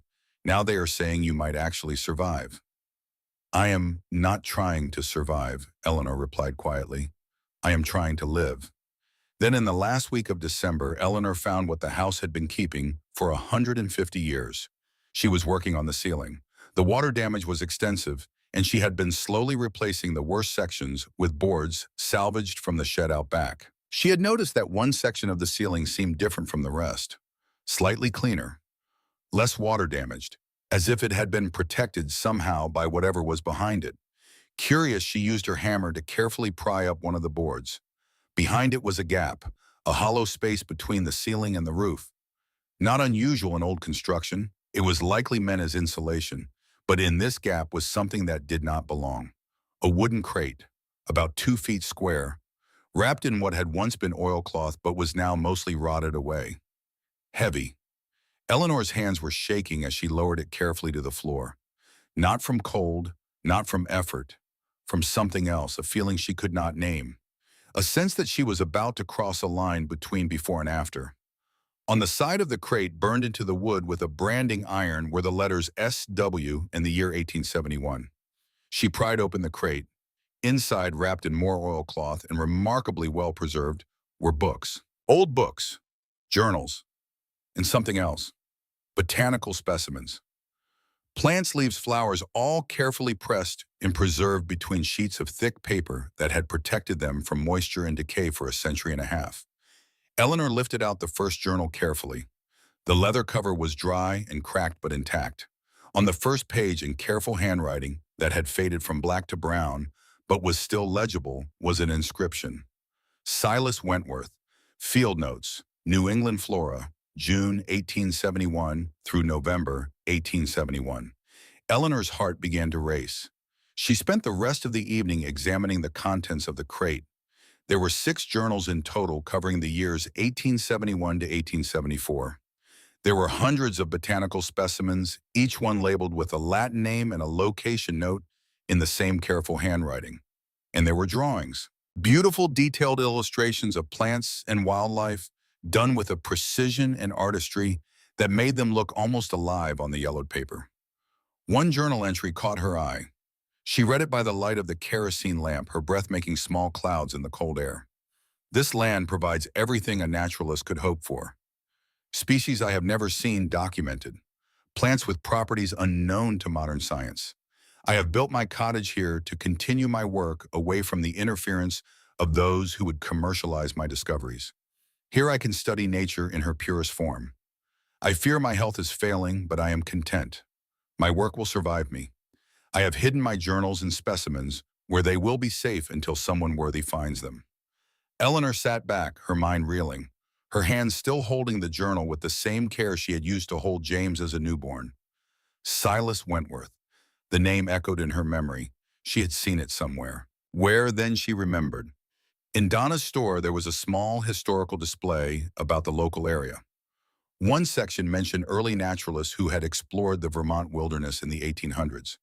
And there had been a name, Silas Wentworth, a renowned British naturalist who had disappeared in Vermont in the 1870s. His body was never found. His life's work was believed lost, for 150 years, until a 70-year-old woman who had been thrown away by her own children bought a condemned house for $5 and found it hidden in the ceiling. Eleanor looked around her house, the house that had cost her $5, the house that everyone had laughed at, the house that her own son would have called worthless. She was not living in a condemned ruin. She was living in history. She was living in the last known residence of a scientist whose work had been mourned by the academic world for 150 years. And she had just found it. The woman everyone had discarded had found something priceless. She held the journal to her chest the way she held Walter's watch at night, close, protective, with the tenderness of someone who understands what it means to find something precious in a place where no one thought to look. Outside, the winter wind moved through the pines. The house creaked and settled around her. The fire popped softly in the stove. And Eleanor Harding sat in the warm circle of lamplight, holding the lost work of Silas Wentworth, and understood for the first time that she had not just been surviving these past weeks. She had been walking toward this moment her entire life. Eleanor knew she had found something important. She could feel it the way you feel a change in weather before the sky confirms it. But she also knew that feeling was not enough. She was a 70-year-old woman living in a condemned house, working 3 mornings a week cleaning a camp store. She had no credentials, no academic standing, no authority beyond the deed in her coat pocket and the calluses on her hands. If she walked into town and announced that she had discovered the lost work of Silas Wentworth, one of the most significant naturalists of the 19th century, nobody would believe her. They would smile politely. They would nod. They would go home and tell their families about the crazy old woman on Timber Ridge Road who thought she had found buried treasure in her raccoon house. She needed help, and she knew exactly who to ask. Earl Hobbs was not just a handyman who ran a hardware store and checked on rental properties. Eleanor had learned this gradually, the way you learn things about quiet people, not because they tell you, but because the truth leaks out in small details over time. Earl had been a high school science teacher for 27 years before he retired. Biology and chemistry. He had a degree from the University of Vermont. He still read scientific journals the way other men read the sports pages. And he knew people. Not many people, because Earl was not the type to know many people, but the right people. When Earl made his next visit in early January, Eleanor showed him the crate. She had placed it on the table. The journals were arranged in chronological order. The specimens were laid out on clean cloth she had cut from one of her old shirts. The drawings were stacked carefully, each one separated by a sheet of paper to prevent them from sticking together. Earl stepped into the house, saw the arrangement on the table, and stopped. He stood in the doorway for a long moment, looking at the journals and the specimens and the drawings. Then he walked to the table slowly, the way a man walks towards something he is not entirely sure is real. He picked up the first journal. He opened it carefully. He read the inscription on the first page. His eyes went wide. "Eleanor," he said. His voice was different, lower. The voice of a man who is trying very hard not to get excited because he has been disappointed before and has learned that hope is expensive. "Do you know what this is?" "I think it is the lost work of Silas Wentworth," Eleanor replied. "But I wanted someone with actual knowledge to confirm it before I do anything." Earl turned the pages of the journal, slowly reading entries, pausing over drawings, examining the handwriting. His hands, which were usually steady as stone, had a slight tremor. "This is incredible," he said finally. "If this is authentic, and it certainly looks like it could be, this is a major historical find. Silas Wentworth is legendary in botanical circles. His disappearance was one of the great mysteries of 19th century natural science. People have been looking for his work for 150 years. "So what do I do?" Eleanor asked. Earl thought for a moment. He set the journal down with the gentleness of a man handling something irreplaceable. "I have a friend, Dr. Helen Marsh. She teaches botany at UVM. She specializes in historical plant studies. 19th century is her era." He looked at Eleanor. "Would you be willing to let me show her these just photographs at first, to see if she thinks they are worth authenticating?" Eleanor hesitated. These journals had been hidden for 150 years, waiting for someone to find them. Now that she felt a responsibility toward them that she could not fully explain. They had survived because someone had cared enough to hide them. They had waited because the house had held together just long enough. They had been found because Eleanor had been desperate enough to buy a ruin and stubborn enough to fix it. They were connected to her now. They were part of her story and she was part of theirs. But she also knew she could not do this alone. "Yes," she said. "But Earl, I need you to understand something. This house, these journals, this is all I have. If they are valuable, if they are important, I cannot let anyone take them from me." "Not again." Earl's expression softened. He understood what she meant by that word. Again. He understood what had been taken from her before. Not because she had told him the full story, she never had, but because loss recognizes loss. People who have had things taken from them can see it in each other the way soldiers recognize other soldiers by the way they stand. "Eleanor, if these are real, they belong to you. You own this property. Anything found on it is legally yours. I am not going to let anyone take advantage of you. You have my word." Over the next 2 weeks, Earl photographed every page of every journal, every specimen, every drawing. He worked carefully using a camera he borrowed from a friend, taking multiple shots of each item to ensure nothing was missed. Eleanor watched him work, hovering nearby, not because she did not trust him, but because she could not bring herself to be far from the journals. They had become as precious to her as Walter's watch, as her mother's Bible.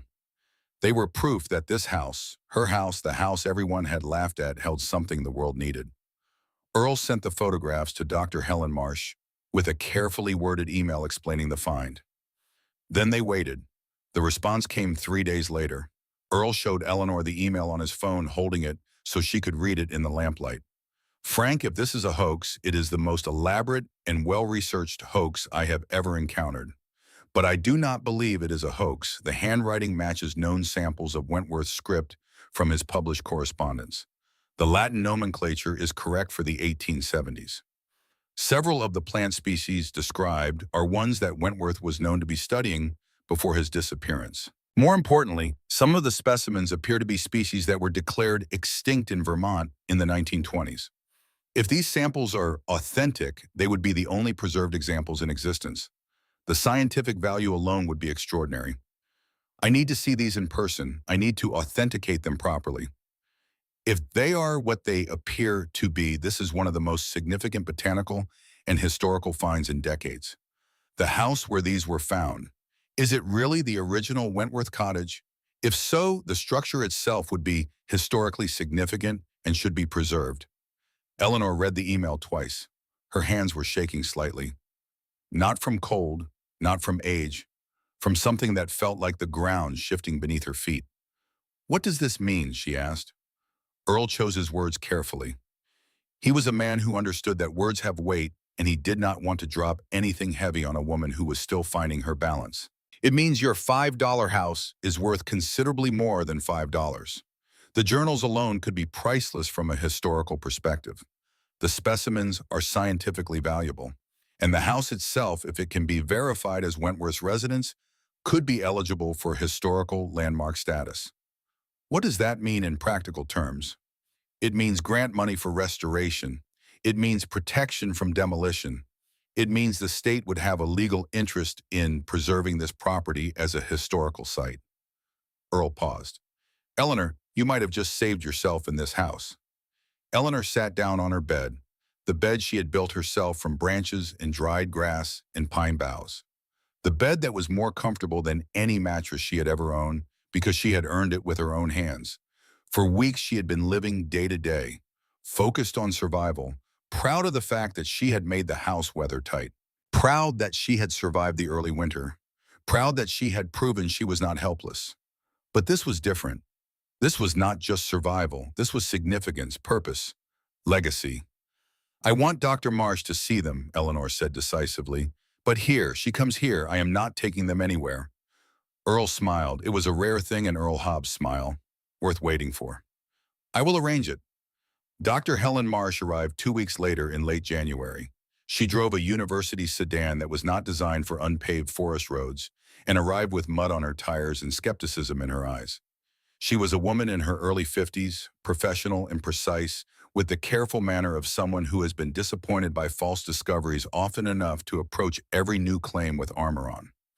Eleanor could see the doubt on her face as she got out of the car and looked at the cottage.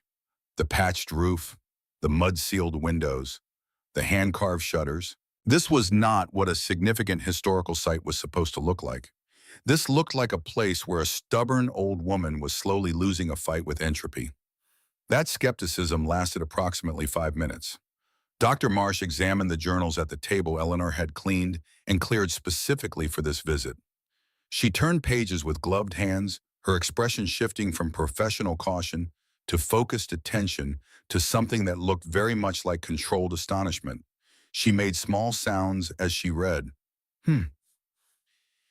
She studied the specimens with a magnifying glass she had brought, comparing them to reference materials from her briefcase. Her movements became faster as she went, more urgent. The movements of a scientist who has stopped evaluating whether something is real and has begun trying to understand how significant it is. This is real, she said, finally looking up at Eleanor with an expression that had shed its armor entirely. This is absolutely real. Mrs. Harding, do you understand what you have found? I think so, Eleanor replied, but I would like you to explain it to me properly. Dr. Marsh spent the next hour doing exactly that. She explained that Silas Wentworth had been one of the leading naturalists of his era, a man comparable to Darwin in his observational skills and dedication to fieldwork. He had come to America from England in 1869, specifically to study the medicinal properties of plants in the forests of New England. His work had promised to revolutionize botanical medicine. His published letters and preliminary papers had generated enormous excitement in the scientific community.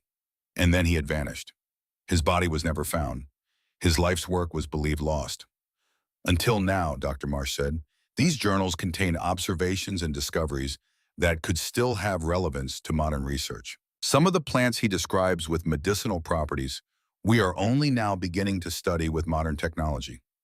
The specimens provide baseline data about plant populations from 150 years ago, which is invaluable for climate change research. And the drawings are works of art in their own right. What happens now? Eleanor asked. Several things. First, these need to be properly archived and preserved. They should be in climate-controlled conditions, digitized, made accessible to researchers. Second, the house needs to be evaluated by historical preservation experts. If this was Wentworth's residence, and I believe it was, it should be protected and possibly restored. Third, there are grants and funding sources available for exactly this kind of historical preservation. Would I have to give up the house? Eleanor asked, getting to the heart of what mattered most. No, Dr. Marsh said firmly. You own this property. Anything we do would require your permission and participation. In fact, if the state declares this a historical site, there would be funding to restore the house to period-appropriate conditions. You could live here as the site's caretaker and curator if you wanted. Eleanor felt tears behind her eyes. She held them there. She had not cried through the blizzard on the roof. She had not cried through the pneumonia. She was not going to cry now, though the reason for tears was different.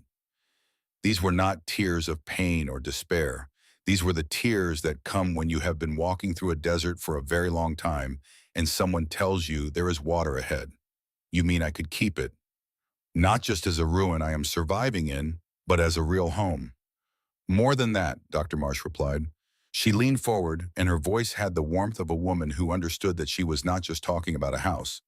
You could be the guardian of an important piece of scientific history. Silas Wentworth's work was lost for 150 years. You found it. You preserved it. That makes you part of the story. Over the next 3 months, Eleanor's life transformed in ways she could not have imagined on that November sidewalk. Dr. Marsh worked with the Vermont Historical Society to verify the significance of the find. The journals and specimens were carefully photographed and cataloged by a team from the University of Vermont, but Eleanor insisted they remain on the property. A climate-controlled storage case was installed in the bedroom, the first piece of professional equipment to enter the house since Eleanor had arrived with her cardboard boxes. A team from UVM's history department examined the house itself. They confirmed that it matched descriptions from old letters about Wentworth's cottage in the northern woods. More importantly, they found his initials carved into a beam in the ceiling. SW 1871, exactly matching the date on the crate. The same letters and numbers that had been branded into the wood of the box Eleanor had pulled from the ceiling with her scarred, calloused hands. In April of 2020, the house was officially declared a historical site by the state of Vermont. With that designation came grant money, not millions, but enough to properly restore the structure while maintaining its historical integrity. Enough to install basic modern conveniences, plumbing, electricity, while keeping the original character. Enough to transform Eleanor's survival shelter into an actual home. The work began in May. Professional carpenters came, men who reminded Eleanor of Walter in the way they talked to wood and listened to what it told them. They replaced the roof with period-appropriate wooden shingles. They repaired the stone foundation. They restored the original timber frame walls. They installed glass in the windows but kept Eleanor's handmade shutters mounted beside them. The foreman asked why she wanted to keep the shutters. They were rough, uneven, clearly made by someone who had never built a shutter before.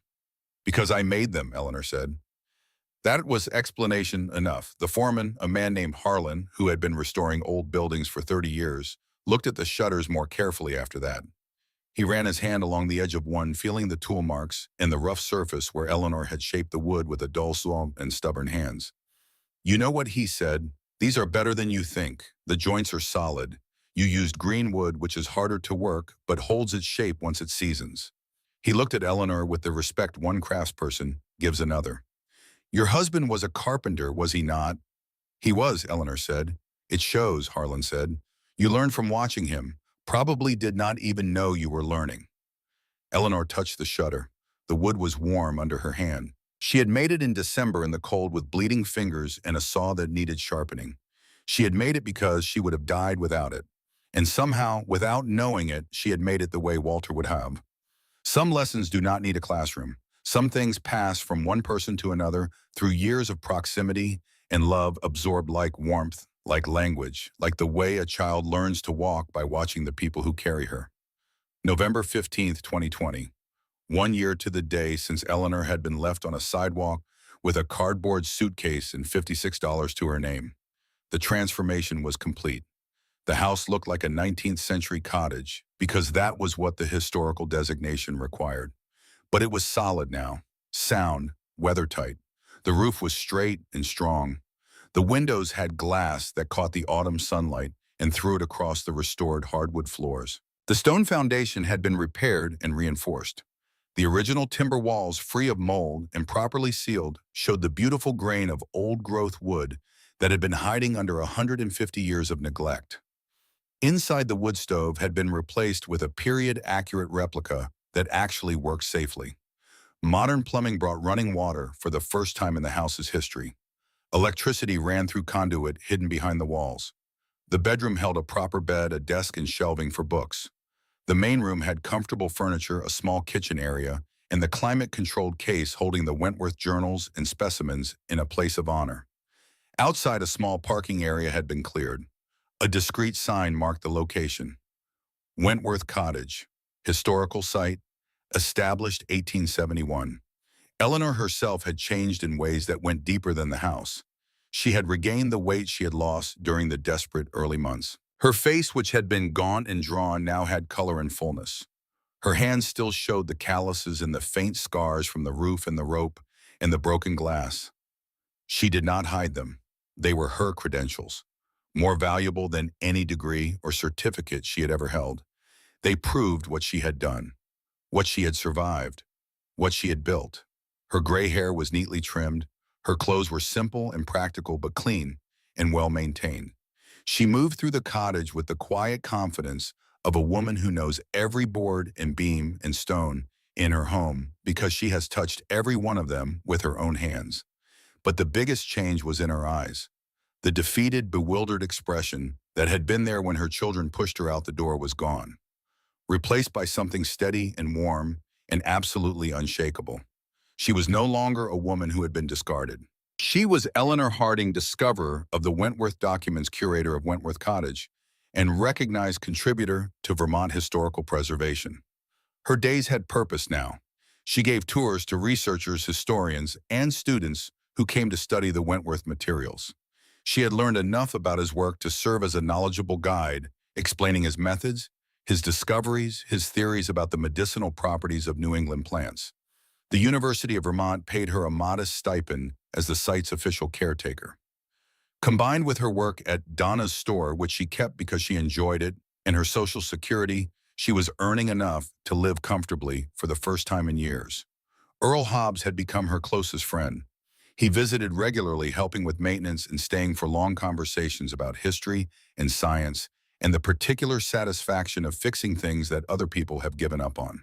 Donna Pruitt had become another friend, proud that she had given Eleanor that first job when Eleanor needed it most. Dr. Marsh visited monthly to continue cataloging the Wentworth materials. She had gone from skeptical academic to genuine friend, bringing wine and conversation along with her research notes. Eleanor had built a life, a real life, not the life she had planned, not the life she had expected, but a life that was hers in every way that mattered. Her children had not been part of this transformation. She had not contacted them since the day they put her on the sidewalk. She had not called. She had not written. She had moved on. She had built something new from the wreckage of what they had destroyed, until they appeared. It was a morning in late November 2020. Eleanor was in the garden. She had planted vegetables in the spring, and the garden had flourished in the forest clearing. She was harvesting the last of the autumn crop, pulling carrots from the dark earth, enjoying the weak sunlight and the smell of cold soil. She heard the car before she saw it, an expensive engine, the kind of sound that does not belong on a dirt road in the middle of a forest. She straightened up from her gardening and watched as a black SUV pulled into the parking area. New, polished, the kind of vehicle that costs more than most people's annual salary. She knew who it was before they got out.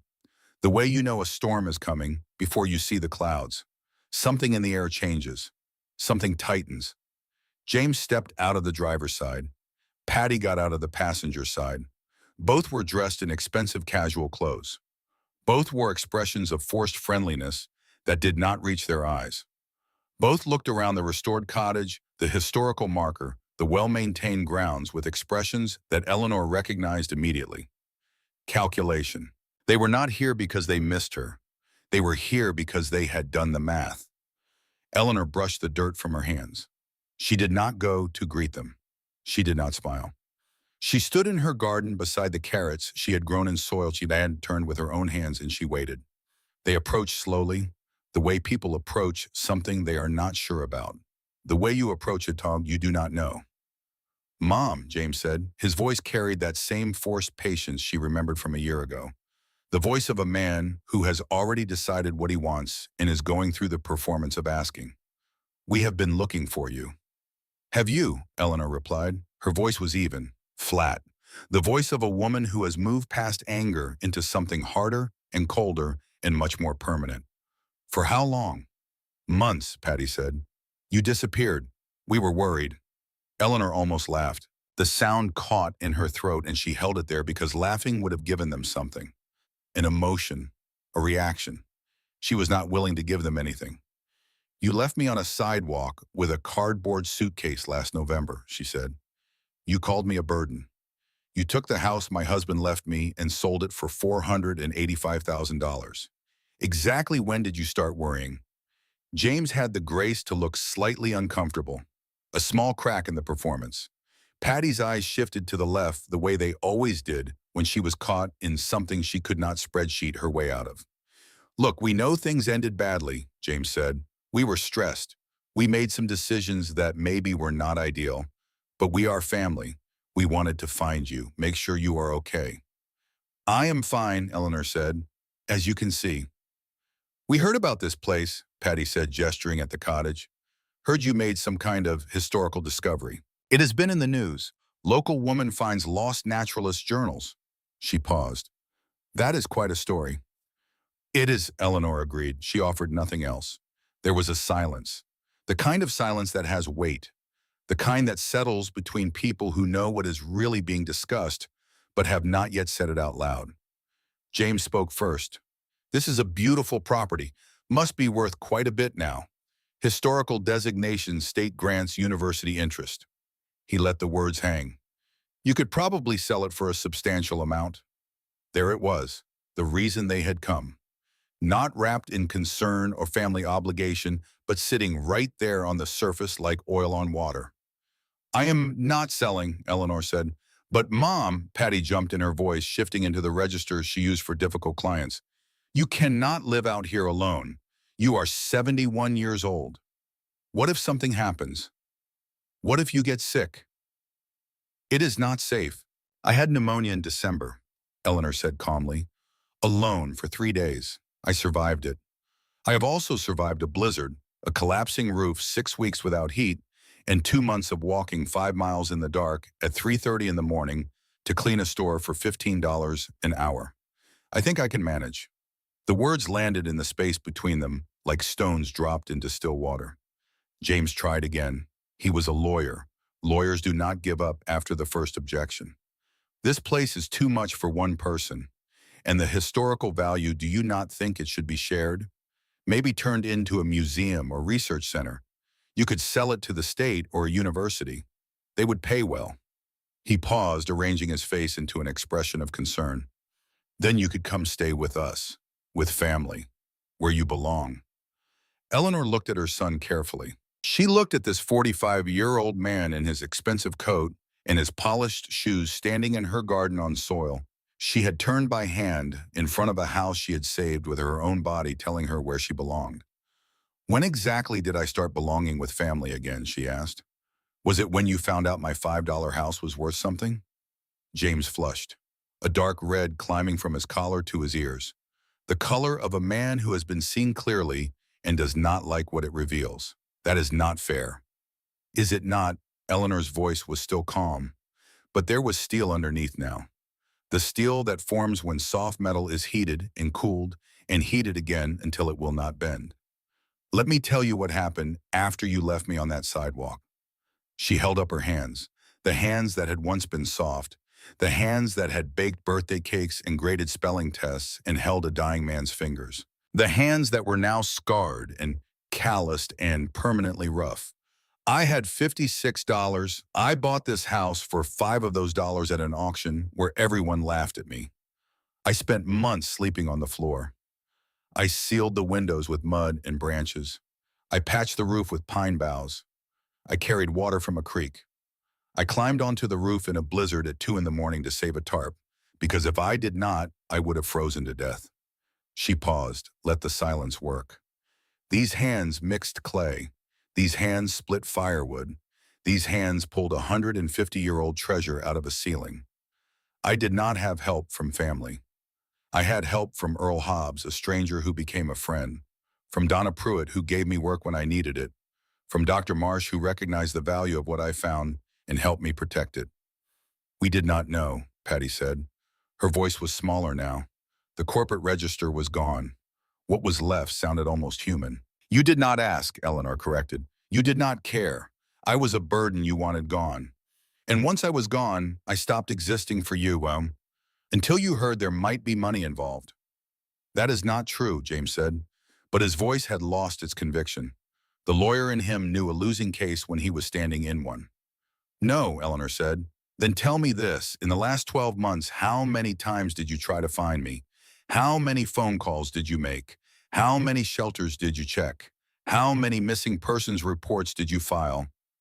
Silence, none, Eleanor answered for them. Because you did not care where I was. You cared that I was gone, and you were glad. The silence that followed was the heaviest thing in the clearing, heavier than the house, heavier than the forest. It pressed down on all three of them with the weight of truth that cannot be argued with because it is simply undeniably completely true. Eleanor spoke again. Her voice was gentler now, not soft, not forgiving, but calmer. The voice of a woman who has said what needs to be said and is ready to finish. I am going to tell you something important. This house taught me a lesson I should have learned long ago. Your value as a person is not determined by what others think of you. It is determined by what you do with what you are given. She looked at the cottage, her cottage, glowing in the autumn light. I was given a condemned ruin and $5. I was given abandonment and mockery. I was given the hardest year of my life, and I was also given the chance to prove that I am stronger than anyone, including myself, ever thought I was. She turned back to her children. You gave me nothing except a lesson about my own worth. And for that, strangely, I am grateful. Because I learned that I do not need your approval. I do not need your support. I do not need you to value me. I value you. I value myself. She gestured at the house behind her. This is mine, not because I inherited it, not because someone gave it to me, but because I saved it. I earned it. Every board I sealed, every window I fixed, every cold night I survived. It is mine in a way your father's house never could have been, because I built this with my own hands. I am not selling it, not to the state, not to a university, not to anyone. I am going to live here for as long as I am able. I am going to continue as its caretaker. And when I die, I have already arranged for it to be left to the Vermont Historical Society with the condition that it remain a historical site forever. She paused. Then she said the thing they had come to find out but had not dared to ask. You are not in my will. What little money I have will go to Earl and Donna and Dr. Marsh, the people who actually helped me when I needed it. You will get nothing from me because you gave me nothing when I needed you. Patty's face had gone white. James looked like a man who had walked into a courtroom expecting to win and had been handed a verdict he never saw coming. That is it, James said. After everything we did for you growing up, this is how you repay us. You did not do anything for me growing up, Eleanor said quietly. I did everything for you. I gave you 45 years of my life. I gave up my career. I nursed your asthma. I drove you to every doctor. I sat with you at 3 a.m. counting your breaths. And the moment it became inconvenient to have me around, you threw me away. She let the words settle. So yes, this is it. You are welcome to visit if you are genuinely interested in rebuilding a relationship. Not a financial opportunity, but I do not need you. I have learned to live without you, and I am happier for it. James turned and walked back to the SUV without another word. His back was stiff. His hands were in his pockets. The walk of a man who has lost something and is already trying to pretend he never wanted it. Patty hesitated. She stood in the garden for a moment, looking at her mother with an expression that was harder to read than James's anger. There was something in it that might have been shame, or might have been the beginning of something that could, with years of work, become genuine remorse. We are sorry, she said, for what it is worth. I believe you, Eleanor replied, but sorry does not change anything. Goodbye, Patricia. Patty turned and walked to the car. She got in. James started the engine. The SUV pulled out of the clearing and disappeared down the forest road, the sound of its engine fading until the only sound left was the wind in the pines and a single crow calling from somewhere high in the canopy. Eleanor stood in her garden and watched them go and felt nothing. No anger, no satisfaction, no grief, no regret, just peace. The deep, settled peace of a woman who has said what she needed to say and meant every word. Earl appeared from the cottage. He had been inside doing some maintenance and had clearly stayed out of sight during the entire conversation. "You all right?" he asked. "I am perfect," Eleanor said, and meant it. Absolutely perfect. 2 years after buying the cottage for $5, Eleanor Harding celebrated her 72nd birthday with the people who had become her true family.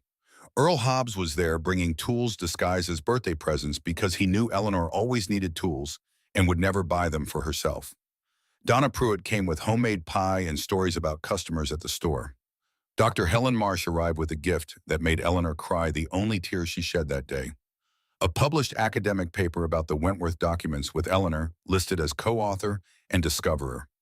Eleanor held the paper in both hands and read her own name on the cover page. Eleanor M. Harding, printed in the same typeface as Dr. Marsh's name, as if they were equals, as if a woman who had cleaned a camp store at 5 in the morning and sealed the windows with mud and slept on a dirt floor was the same as a professor with a doctorate in a university office. "I do not deserve to be on this," Eleanor said. "You deserve to be first author," Dr. Marsh replied. "I just did the science. You did the finding, and the surviving, and the refusing to give up. Without you, there is no paper. Without you, Wentworth's work stays hidden for another 150 years. Eleanor looked at the paper for a longer time, then she folded it carefully and placed it on the shelf beside Walter's watch and her mother's Bible. The three most precious things she owned: a dead man's time, a dead woman's faith, and proof that Eleanor Harding had mattered. A dozen other people came too, researchers who had studied the Wentworth materials, students who had visited the cottage, neighbors from the surrounding area who had watched Eleanor's transformation from cautionary tale to local legend. They gathered in and around the cottage, which now looked nothing like the condemned ruin Eleanor had first seen in Earl's headlights on that November night 2 years ago. It was a home, warm, comfortable, filled with life and purpose, and the kind of noise that a house makes when it is being used the way a house is supposed to be used. During the celebration, Dr. Marsh made a small speech. She stood by the fireplace with a glass of wine and spoke the way academics speak when they have temporarily forgotten they are academics and are just being human. 2 years ago, the scientific world believed Silas Wentworth's life work was lost forever. One woman working alone with almost nothing found it and preserved it. Eleanor's discovery has already led to new research in botanical medicine, climate change studies, and historical ecology. She paused and looked at Eleanor. But more than that, Eleanor has shown us something important about the nature of value.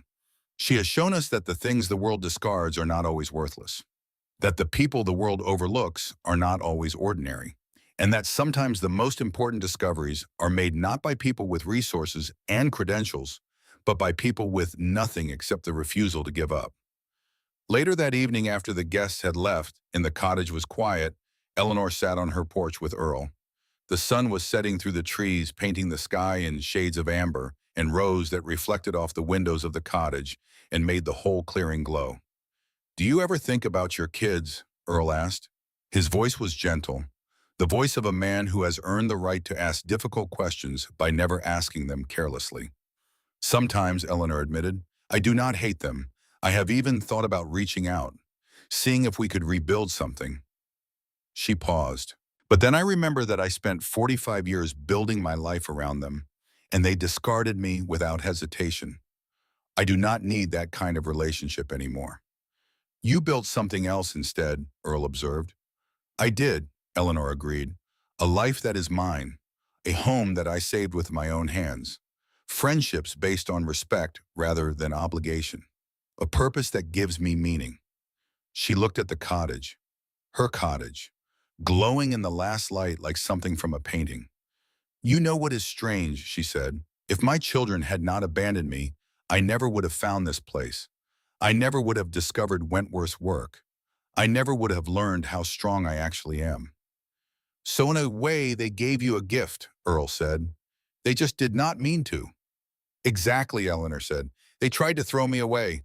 Instead, they freed me to find out who I really am." Earl was quiet for a moment.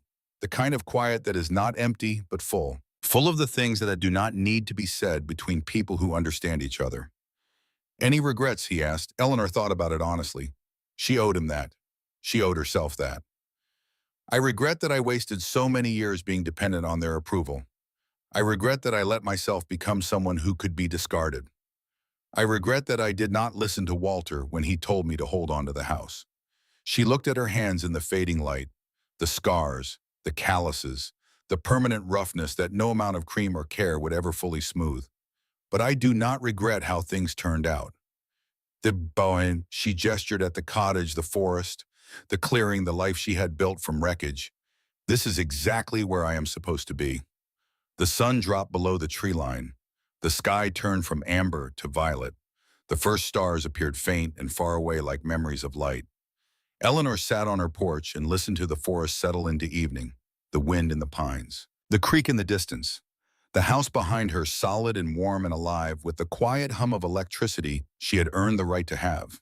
Inside it on the table she had cleaned with her own hands in the climate-controlled case that protected them from the decay that had tried to claim them for 150 years, the journals of Silas Wentworth sat in their careful rows.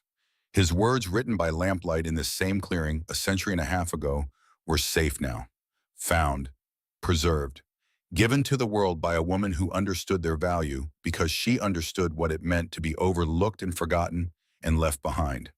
He had written in the last entry of his last journal a line that Eleanor had read so many times she knew it the way she knew her own name. I have hidden my work where it will be safe, and I trust that the one who finds it will understand the value of things that have been forgotten. Eleanor Harding understood. She had been forgotten too. Discarded like the house, condemned like the house, written off like the house, and like the house she had refused to fall down. She had been kicked out at 70 with nothing but $5 in a broken suitcase. She had bought a house everyone called worthless and made it priceless.